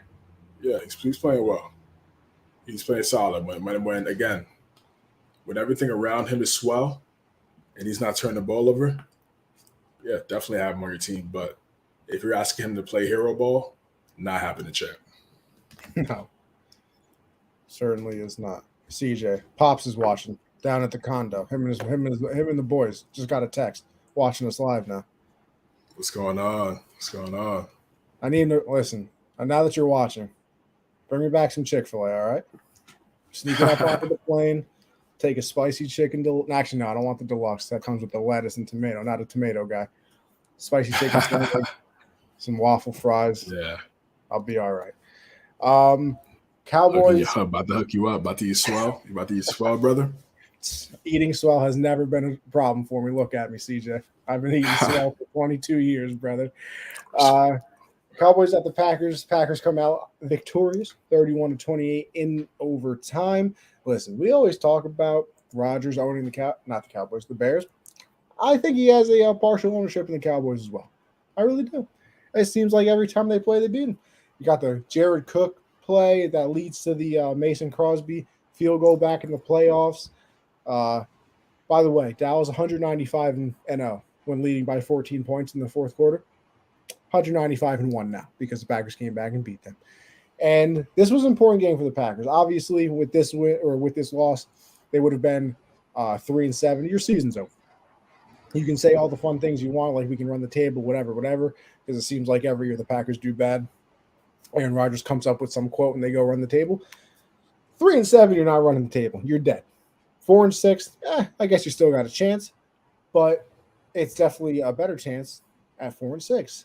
And this is the kind of game you needed for the Packers, though, because they did two things here that I think is very important for them moving forward. And it's one, in my eyes, Christian Watson doing what he did. I believe he had over 100 yards. He had 4 catches, 3 touchdowns. And that builds a confidence that you obviously need, not only for Christian Watson, because he had been struggling with drops. He had been getting hurt a little bit, so he was missing some games. But now you can kind of walk around the locker room with a different attitude now. You're probably, bummed out. You're not playing well. 3 touchdowns all of a sudden in one game. The shoulders are a little bit higher. You got a little swag in that walk, doing whatever. And then for Aaron Rodgers, too, it's like, okay, I can trust another person now. Like, I could trust Aaron Jones before and, 95-year-old Randall Cobb, but maybe I can trust him now. Like, I can trust Watson now. And here's the other thing. They ran the ball a lot, and that's what they need to do. Aaron Jones had 24 carries, 138 yards, a touchdown. A.J. Dillon had 13 carries, 65 yards. They need to do that because if you're especially not going to get too much of a performance from your wide receivers, which is what they weren't getting before, you have to be able to do something on offense, and they weren't doing anything before this. But you go out, you run the ball pretty effectively. Then Watson shows up the way that he did. That leads to success. And, obviously for the Cowboys as well, disappointing, especially, and it gets even more disappointing now that the Eagles lost that game to the Commanders, which we'll obviously get to later. But it's kind of just another thing. Like, listen, I hate to be the guy that's always saying things about Dak, but you can't have throw 2 interceptions in this game. Those 2 interceptions. He did have 265 and 3 passing touchdowns. Tony Pollard, another unbelievable game, 22 carries, had 115 yards and a touchdown. CeeDee Lamb went crazy, 11 catches, 150 and 2 touchdowns. So he had a very good game as well. But yeah, this is obviously the much bigger win for the Packers, and maybe this, builds the relationship with Rodgers and Watson to now that they go do something, and they can start stringing these wins together, get back into the wild card race because the division's over. 8-1. They're not coming back and winning the division, but you can certainly get to the wild card spot. So a nice win for them. Great win for Green Bay. They needed this one for sure. One in front of their home crowd. It's based off of how they played. They ran the football. Aaron Jones is a big factor. A.J. Dillon played a big factor. Christian Watson, he had a couple drops early on, but he was able to get nice chemistry with Aaron Rodgers. That's what you want to see. That's what you want to see that right now, too, because it's the second half of the season. That's when you want to start string some W's together. And so far, that was a great game to start and gain some confidence and gain some type of rapport between those two guys. Watson's been in and out of the lineup due to injuries, with some injuries here and there, but he can stay healthy, continue to grow, have that on-field connection with Rodgers. That could be something special. He has the talent, he has the size, really solid hands, really good speed. He could be a solid player, a really good player for the Green Bay Packers. Al-Azhar could be your number 2, and then Jones and Dillon. If that aligns the right way for Green Bay in the second half of the season, they should be good. But of course, you have to run the football first. That should be what they want to do. That should be their identity, is running the football. And the more they run the football, they can be able to control the clock. Aaron Rodgers, safe with the football, throw it down the field when necessary. Had the home run throws just like he did with Watson. That's why he had the hat trick. And they executed. They did a great job. And for Dallas, they had this game. The special teams selling for Green Bay again. We're seeing special team issues with this team. We saw it last year. Now we saw it in this game with Amari Rodgers fumbling the football. And we thought the game was going to be over. It was 28-14. I thought Cowboys were going to run the football, mail it in, control the clock. And that's all she wrote. But that's not what happened. Dak. And this is what I said about Dak. He's a good quarterback. He's not a great quarterback. He's decent. He's solid. He's not a guy. He's not an elite. He's not anywhere close to the upper echelon quarterbacks in the NFL. Yeah. So he's going to play. He's going to have games like this. I'm not surprised. I've seen this already. I saw it last year. He's a slow starter, especially in these big moment type games. Their game against Green Bay a few years ago in the playoffs, he started off slow, then came back, and then became a thriller, became a great game. But you can't start off slow against these top teams. Can't do that. You have 3 and outs. You're giving the opposing team's quarterback, which is going to be a great quarterback more times than not, especially in the playoffs, more opportunities to score the football. So you have to be able to execute when you have the football. It's easier said than done, but if you want to be a great team, that's what you have to do, plain and simple. So Dallas, they weren't able to do that on Sunday. Ezekiel Elliott was out. Tony Pollard's running the football well. Dak did have some good moments. He had him and CeeDee Lamb connected on some really good connections as well. Gallup also. The run defense for the Cowboys was underwhelming, for sure. That was something that they need to clean up and figure out in the middle. They picked up Hankins via trade to kind of fill that void, be a big body in the middle and stop the run. They need a couple more other guys to step up and bring some of that physicality to the line of scrimmage. I agree. CJ, a live text message from Dad once again. It's like we have the phone calls from the real radio stations. I'm getting up to the date questions. He wants to know if the Jets are good enough to win without Breece Hall. Again, it's LaFleur. That's what they want to do. They want to run the football. They picked up James Robinson from the Jaguars, really solid running back.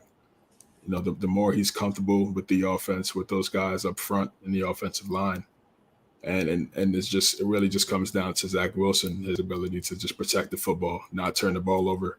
I think with James Robinson running the football, and even though Breece Hall's out, they can still run. They can still be really good because they want to run the ball and play defense, and that seems to be a really good formula right now in the league.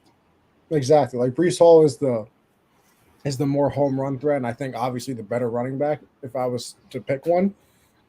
But James Robinson can obviously be a very good running back. We saw that especially the first 4 weeks of the season with the Jags before ETN really took over the position for them. So I think the Jets will be all right. It really is just about, like you said, as long as Zach Wilson doesn't mess things up, that defense is good enough to keep them in every single game that they play. I mean, they killed that draft. They did an unbelievable job in that draft. So they did. Yes, they did. Gridiron says Mike McCarthy really seems to struggle when under pressure. I feel he gets flustered and all the time management and preparation goes out the window. It does seem like that. I mean, that's always been him. It's weird too. Like, all right, it's a different comparison, obviously, because Andy Reid is a much better head coach overall. We know, but like him and Andy Reid always struggled with like the timeouts and the time management thing for the longest time. I think Andy Reid still struggles with it a little bit. He's obviously gotten better over the 30+ years that he's been a coach, but I Right. mean, I mean, Patrick Mahomes helps too. Yeah. yeah, well, exactly. You don't really need to work. You're Solves not a really in lot. too many Yeah. pressure situations when you got Right. Mahomes. You can say, "Hey, Exactly. Mahomes, I need you to go win me this game, buddy." And he's like, "Oh, And okay." That's his little Kermit voice. that's hilarious. Um, we'll go on. Listen, the battle of the backups, and honestly, I think the only story that comes out of this game, that being the Cardinals taking on the Rams.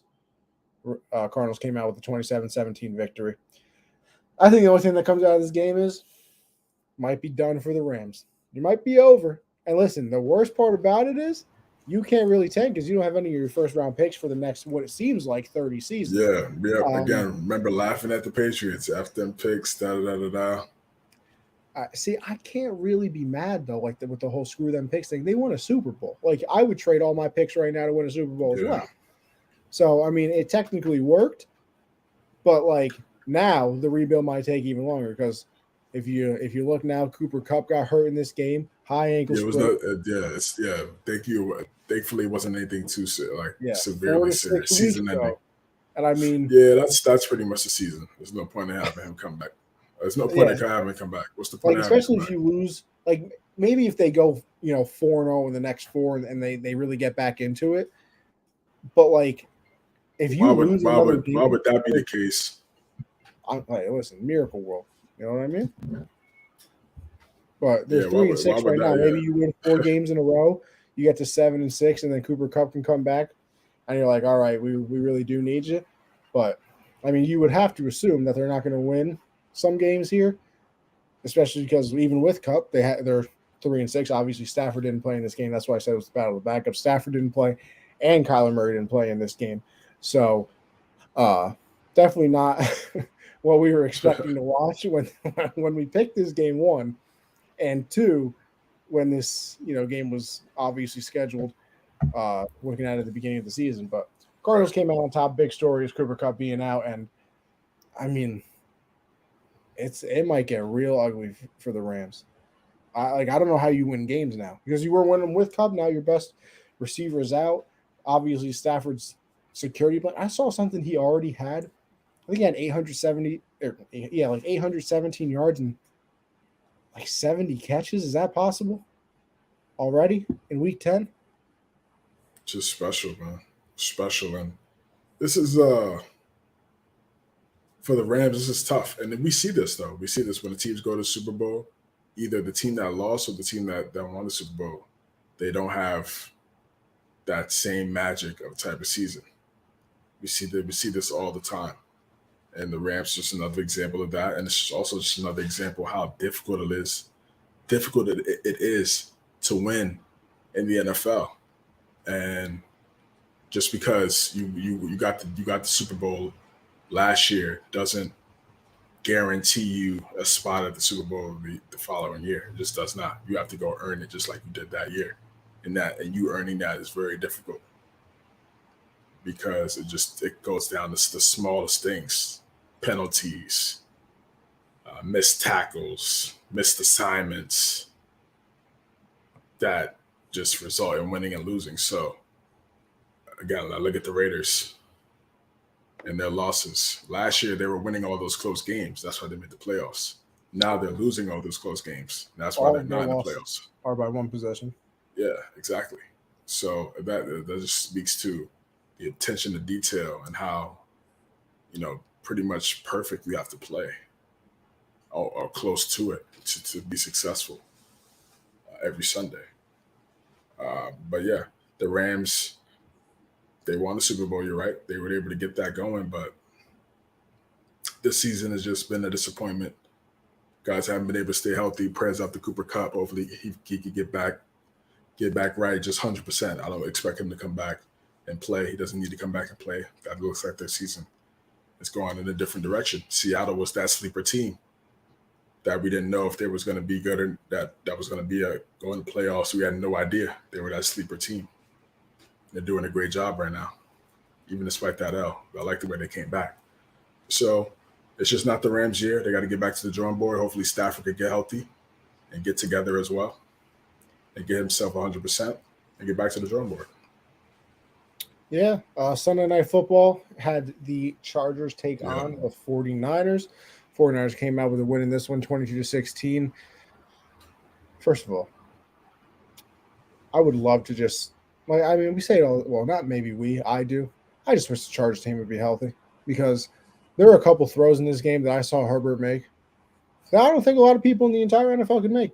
I mean, there's one where he stepped up into the pocket, slid right, launched it between two people, and it was the perfect pass. Hit, I think it was Palmer, right in the hands. But when you have your top two receivers out and your left tackle and your center and both your corners and a pass rusher and anybody else who got hurt throughout the game, very tough to compete. But they did compete in this game, 22-16. They end up taking the L.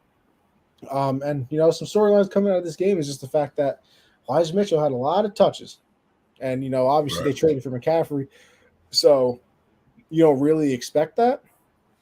But I think it's what you have to do. Like, you traded for McCaffrey and you obviously want him on the field. And that's kind of what we saw with the Panthers. Everybody was like, well, he got injured that 1 year, so maybe the next year you should, take back some of the touches. Because I think his first 2 years in the league, he played 100% of the snaps. 100% of the snaps. For a running back, that's unheard of. But, Elijah Mitchell had 18 carries, 89 yards, and McCaffrey had 14 for 38. So, listen, Elijah Mitchell was just having the better game, honestly.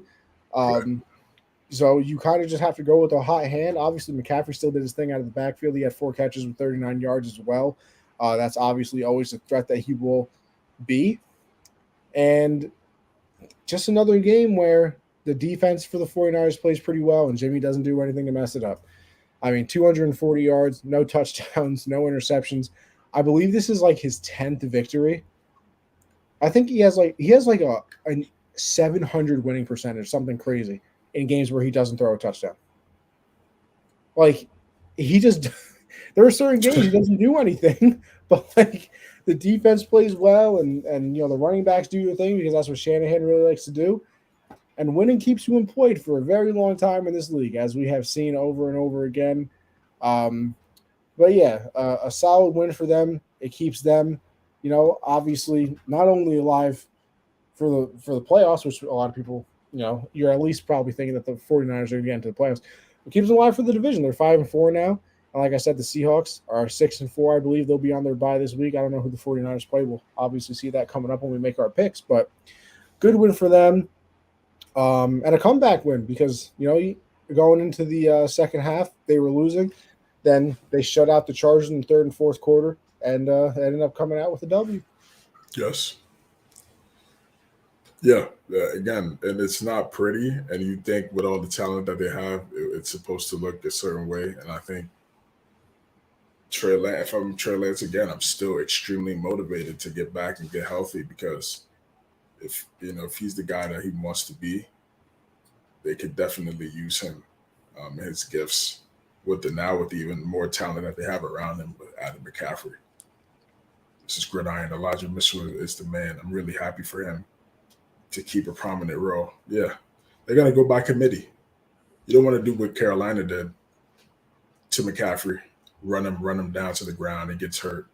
You want to keep him fresh for the playoffs, high-pressure situations, big third-down plays. He's fresh. He's ready to go. If you have a young guy like Elijah Mitchell that's already excelling in your offense, why would you just exclude him out the offense just because you added McCaffrey? You should be able to add both of them if you're an offensive genius. And so far, that's similar to kind of what we're seeing right now with Kyle Shanahan. He's using both of those guys.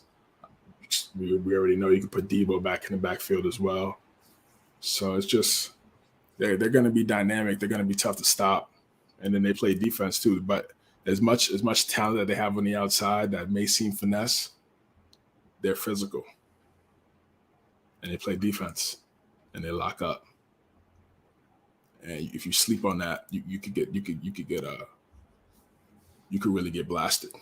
So good win by them. And then for the Chargers, like you said, really just an injury riddled season for them. It's unfortunate. They're another team that had a bunch of talent on paper. It looked good, but I tweeted this out. I said, and you got like the tweet, brother. I appreciate that like, bro. And it was the AFC. We all thought the AFC West and the NFC West, they were going to be the darlings of the NFL this year. And now we see it today. It's the AFC East and the NFC East that are running the NFL and are having the most success. Every team in the AFC East is in the playoffs, and every team in the NFC East is in the playoffs besides the Commanders, and they're a half game out. Yeah, exactly. Exactly, bro. And honestly, all those teams kind of play the same. In the NFC East, all they do, they run the football, play defense. Okay. In the AFC East, the Bills, they run the football through Josh. Yeah. But they all do similar things in terms of what they want to do. So it's tough. It's tough, and it just goes to show how difficult it is to play in this league. And you just don't know the parity. Anybody can get hot. Teams, rookie players that you had no clue that it'd be good, that just become good. Like the Seahawks, they find 2 tackles for the future out of nowhere. Like you can't predict that stuff when we do these shows at the start of the season. You don't predict that they're gonna find 2 tackles for the next 5 years. You know, so couple corners. It's the beauty of the NFL. It's the beauty of how this thing is. It's great to see. Monday night, the fall of the mighty Eagles will have another year. The 72 Dolphins are safe again. No team is going. I think they're going to be safe for a while. It's certainly possible. Going undefeated, slightly difficult if you haven't noticed in the NFL. Only one has ever done it, obviously. But the Commanders take down the Eagles, and listen, it was just a really good win for them, and they played exactly how you're going to have to play because let's be real, they're still a lesser team than the Eagles, but they played the way that you're going to have to when you want to beat a better team than you. CJ, I'll give you a guess here. Time of possession, what do you think it was for Washington? I think it was 40 minutes. 40 minutes yeah. And 24 seconds to the Eagles 19 minutes and 36 seconds. I mean, when you hold the ball for 40-plus minutes of a 60-minute game, yeah, you're probably going to have some success. And they were running the ball well. And once again, this was one of the things where it was like, yeah, it's not 20-yard runs and 10-yard runs. It was like 4 and 3, 5-yard run here, a 10-yard run there, whatever. And they just kept the ball away from the Eagles and what has become a very high-powered offense. And, early on it looked like, okay, the Eagles are going to take care of it. They went down. They scored their opening drive, I believe it was, after a fumble by the Commanders. Then the Commanders came back and scored a touchdown, and the Eagles came back and scored a touchdown. You're like, okay, 14-7. The Eagles are just doing their thing on offense. Not going to really be a problem. Commanders come back. They kick a field goal. Jalen Hurts gets intercepted. Commanders go and score a touchdown. Eagles have to punt the ball again on their next possession, and then to end the half, 58-yard field goal from Joey Slye, who might have been the MVP of this game. I mean, I think he had a 58, a 56, a 40-something, and then a 30-something. So yeah, he was knocking down big time. The man was automatic. Yeah. And Taylor Heineke did what he had to do as well. I mean, 17-29, 211, didn't throw a touchdown, did throw the one interception. So obviously that was troubling. But Brian Robinson had a good game. Terry McLaurin, grown man. Terry McLaurin is very good at football, by the way. 8 catches, 128 yards. Go over to the Eagles. Hurst didn't even play bad. I mean, 17 for 26, 175, 2 touchdowns, threw that interception. But they didn't run the ball as well as they normally do. Miles Sanders only had 54 yards. Hurst only had 28 yards. And then I think, you go late into that game. It had been a back-and-forth game at one point. And the big thing for the Eagles was a long completion. I believe, what was the game? 25-21, CJ? Is that what am I right on that? At Oh one yeah, you point, were talking about the roughing the passer play. no, not even that. A long throw down to Quez Watkins. He Oh was yes, and he thrown, fumbled it. Yeah, that was tough. gets knocked away from. Commanders Yeah. recover. They go down. Um, was that the last possession for them? Did they? It was the last possession for the Commanders off that fumble. I can't remember honestly. Whatever. That was a big play for the Commanders, obviously, because I think it was like a 50, 60-yard pass. I mean, the Eagles were gonna have the ball at the Commander like 30, 25, and Watkins ends up fumbling. And then, like you said, Yeah, I that don't know why. Yeah, he should have just ran up underneath it. yeah, he should. I don't understand. Obviously, a huge play in that game. Well, I think it lost them the game because they were obviously driving on that possession. And then, like you said, that roughing the passer call, I believe it was a third down. Heineke was kind of just giving himself up because he knew he was going to get sacked. Kind of runs down. And then Brandon Graham came over and kind of hit him in the head, shoulder area, throw the flag, 15-yard penalty, game over because they had no more timeouts. And Commanders ended up knocking off the undefeated Eagles. And see, did you have a problem with the flag? Because listen, I understand. You can't call the flag in that situation. Nick Wright tweeted it Right. out, like you can't throw the flag in that situation. Whatever. Listen, it's a flag. Like he took 2 steps and then hit him in the helmet. Like I understand if it's bang Yeah, bang, maybe like in that situation you don't call it, but he literally was on the ground. Brandon Graham takes 2-3 steps and then listen. Did he destroy him? No. Like you could see he was trying to hold up. Still hit him in the head. It's a flag. Does it suck? Yeah. Also, the other one that they missed was the fumble from Dallas Goedert, where it was clearly a face mask. And I really do wonder what it's like for the referees where they're looking at the replay to see if it was a fumble, and you just see clear as day his face mask being grabbed. And I wonder if they're sitting there like, damn, the crowd's gonna love us. yeah. No, they can't think like that. I mean, I'm pretty sure they probably have those like many discussions, but you got to stay focused into the game because then say something else happens, then what? Are you going to be prepared for that, or are you going to make the same mistake? Eagles need Jordan Davis back badly.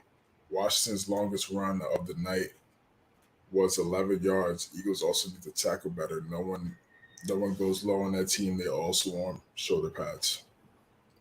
Those are good points. Nobody likes to tackle anymore. Yeah, their longest run was 11 yards, but they got a lot of rushes up, and they were just getting those short to intermediate runs, those 3-4 yard runs, and those things matter. Taylor Heineke took care of the football, pretty much. So took care of the football, made some big throws, timely throws, hit it to his guy, some big throws to Terry McLaurin, and they came out with this W.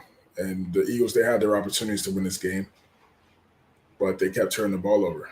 Turnovers, the fumble you talked about, Hurts threw a pick where he probably thought it was just 1-on-1, but the safety was just playing just fake playing the middle and went back to where Hurts was. It could have been easily been a pick, ended up being a 3-and-out though.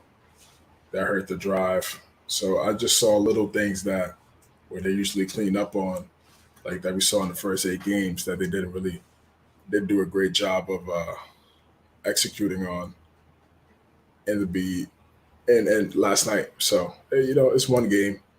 They'll get it together. They'll get it right. You're not gonna be perfect every game. It's not gonna be that way.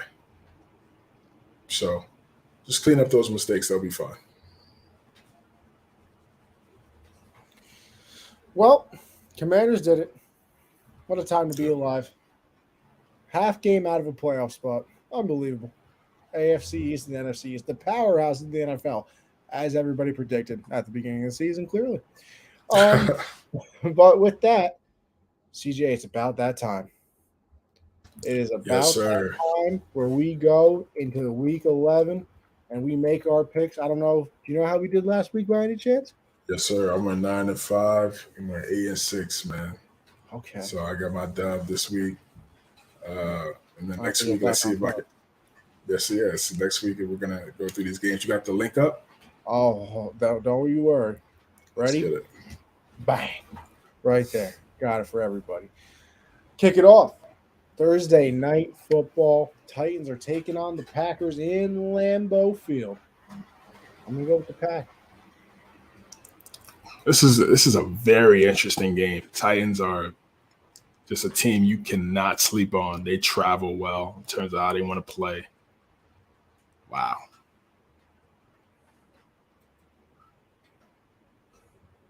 I'm gonna go Green Bay. I'm gonna go Green Bay.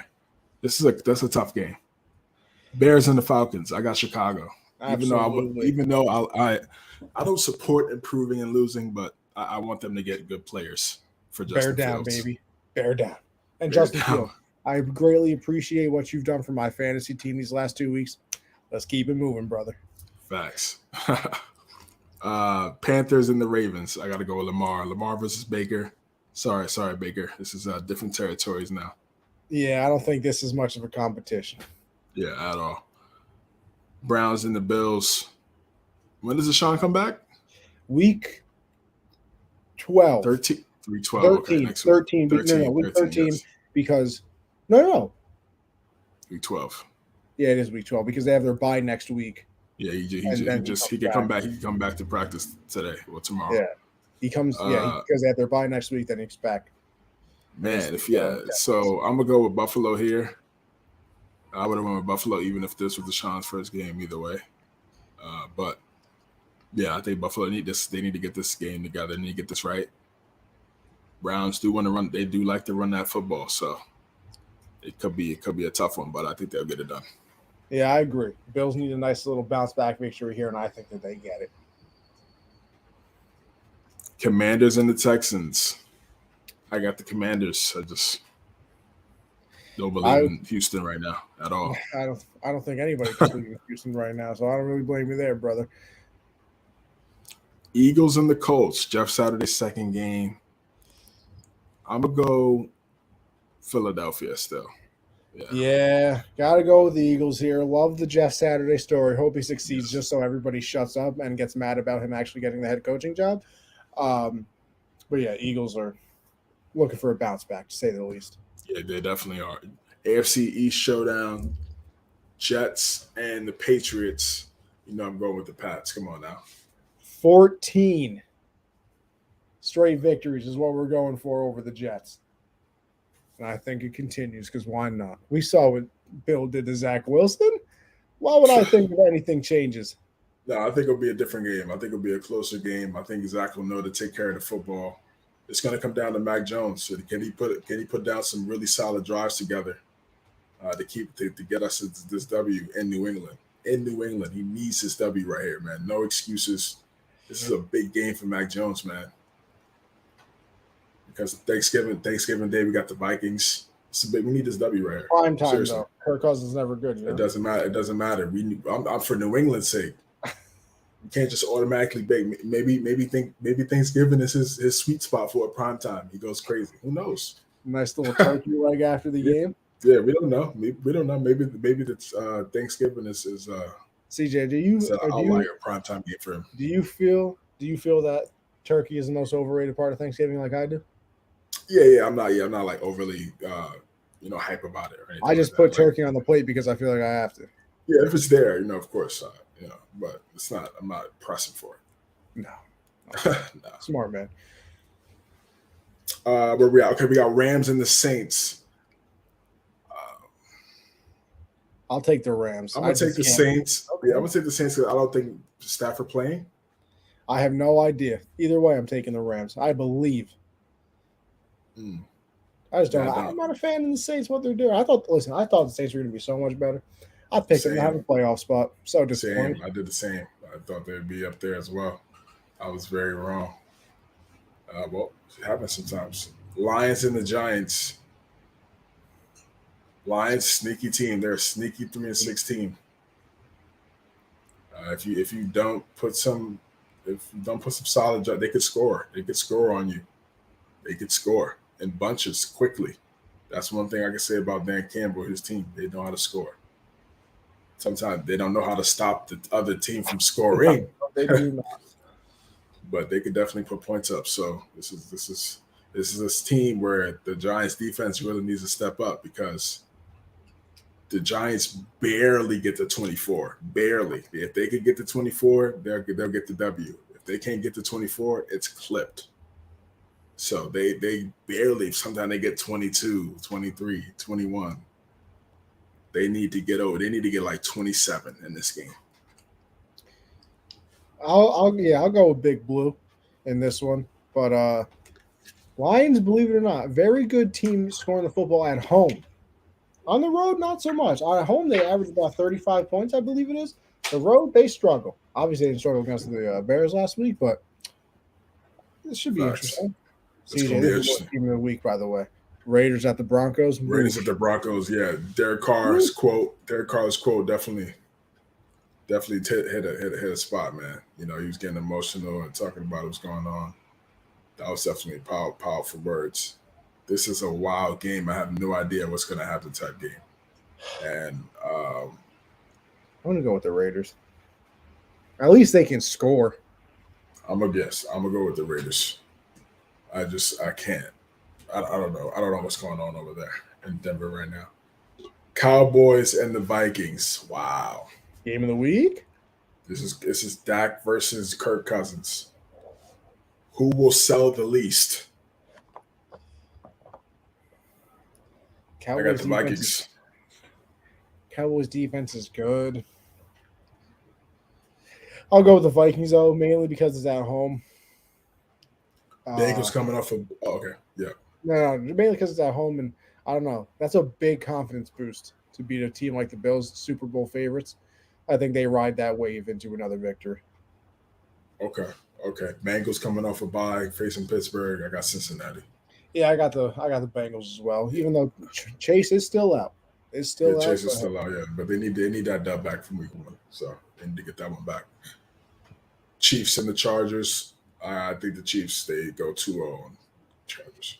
Yeah, listen, if they weren't so injured, I would pick the Chargers. I really would. I had a lot of faith in them going into this season.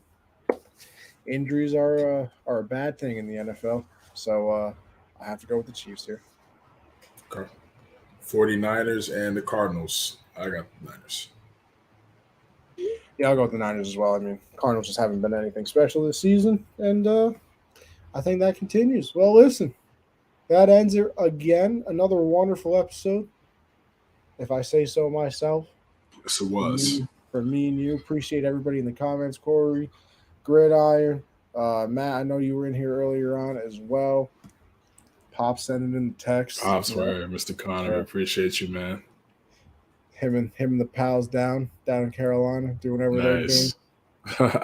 Nice. Meanwhile, it's snowing outside. Right. Over here, yeah. So I gotta see. I'm getting rain over here. A lot of rain. I got some snow looking like a little ice outside. Wow. I don't know how I feel. But hey, listen, I got no class tomorrow though. I'll be You'll be out, yeah. Sleeping. That's what's up. But listen, appreciate everybody for tuning in. As for me, Anthony Condor _ on Twitter. You can find me. You can find my link tree there, which will take you to everything that I do, which is Mondays, Generational Sports, 7 Eastern, talking a wider range of things. Obviously, Gridiron, thank you. Great stream, guys. Appreciate you always stopping by, brother. Appreciate you, brother.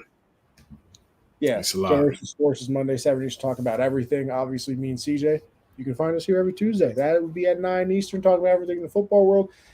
Then Backstop Banter, me and Michael doing everything in the baseball world. That's Thursdays at 9 Eastern. Got free agency signings going on right now. The boys re-signed Anthony Rizzo. Needed that. Get on the list. One more guy left. Yes. Yeah. I'm going to need that Aaron Judge notification coming very soon. So let's hop on that so I can make sure that I have a good Christmas, Thanksgiving, all that. I don't need the stress, okay? Don't need it. But other than that, CJ, where can they find you? Yeah, Linktree.com, CJames9. Find out everything I'm working on. Obviously, Count the Bucket, 9:30 on Sundays here on Unwrapped Sports Network YouTube channel. Stream it on all platforms. Also can find me here on Tuesdays, like today, every Tuesday night, 9 p.m. Eastern. The Hard Count, covering all things NFL. Guy Conover. Connie, and we're doing great things. Doing great things, man. And just excited. Talking some football. It was a great week. It was a great week of football. Hopefully, we can keep it going in the second half. We're leading into the postseason, and see who's going to be a champion, because I feel like this is the most up in the air I have no idea. contender. Yeah, we have no idea who's going to come out and win the Lombardi Trophy, and I think it's great. It's great to see. I think we might have a potential first time Super Bowl winner ever for a franchise. Yeah, maybe. Very possible. Anything can happen. So very excited for the second half of the year. Can't wait to keep talking about this and chopping it up. Well, with all that being said, once again, thanks everybody for tuning in. CJ, appreciate you as always. And listen, everybody, catch you on the next episode. All right, until then, y'all have a good one.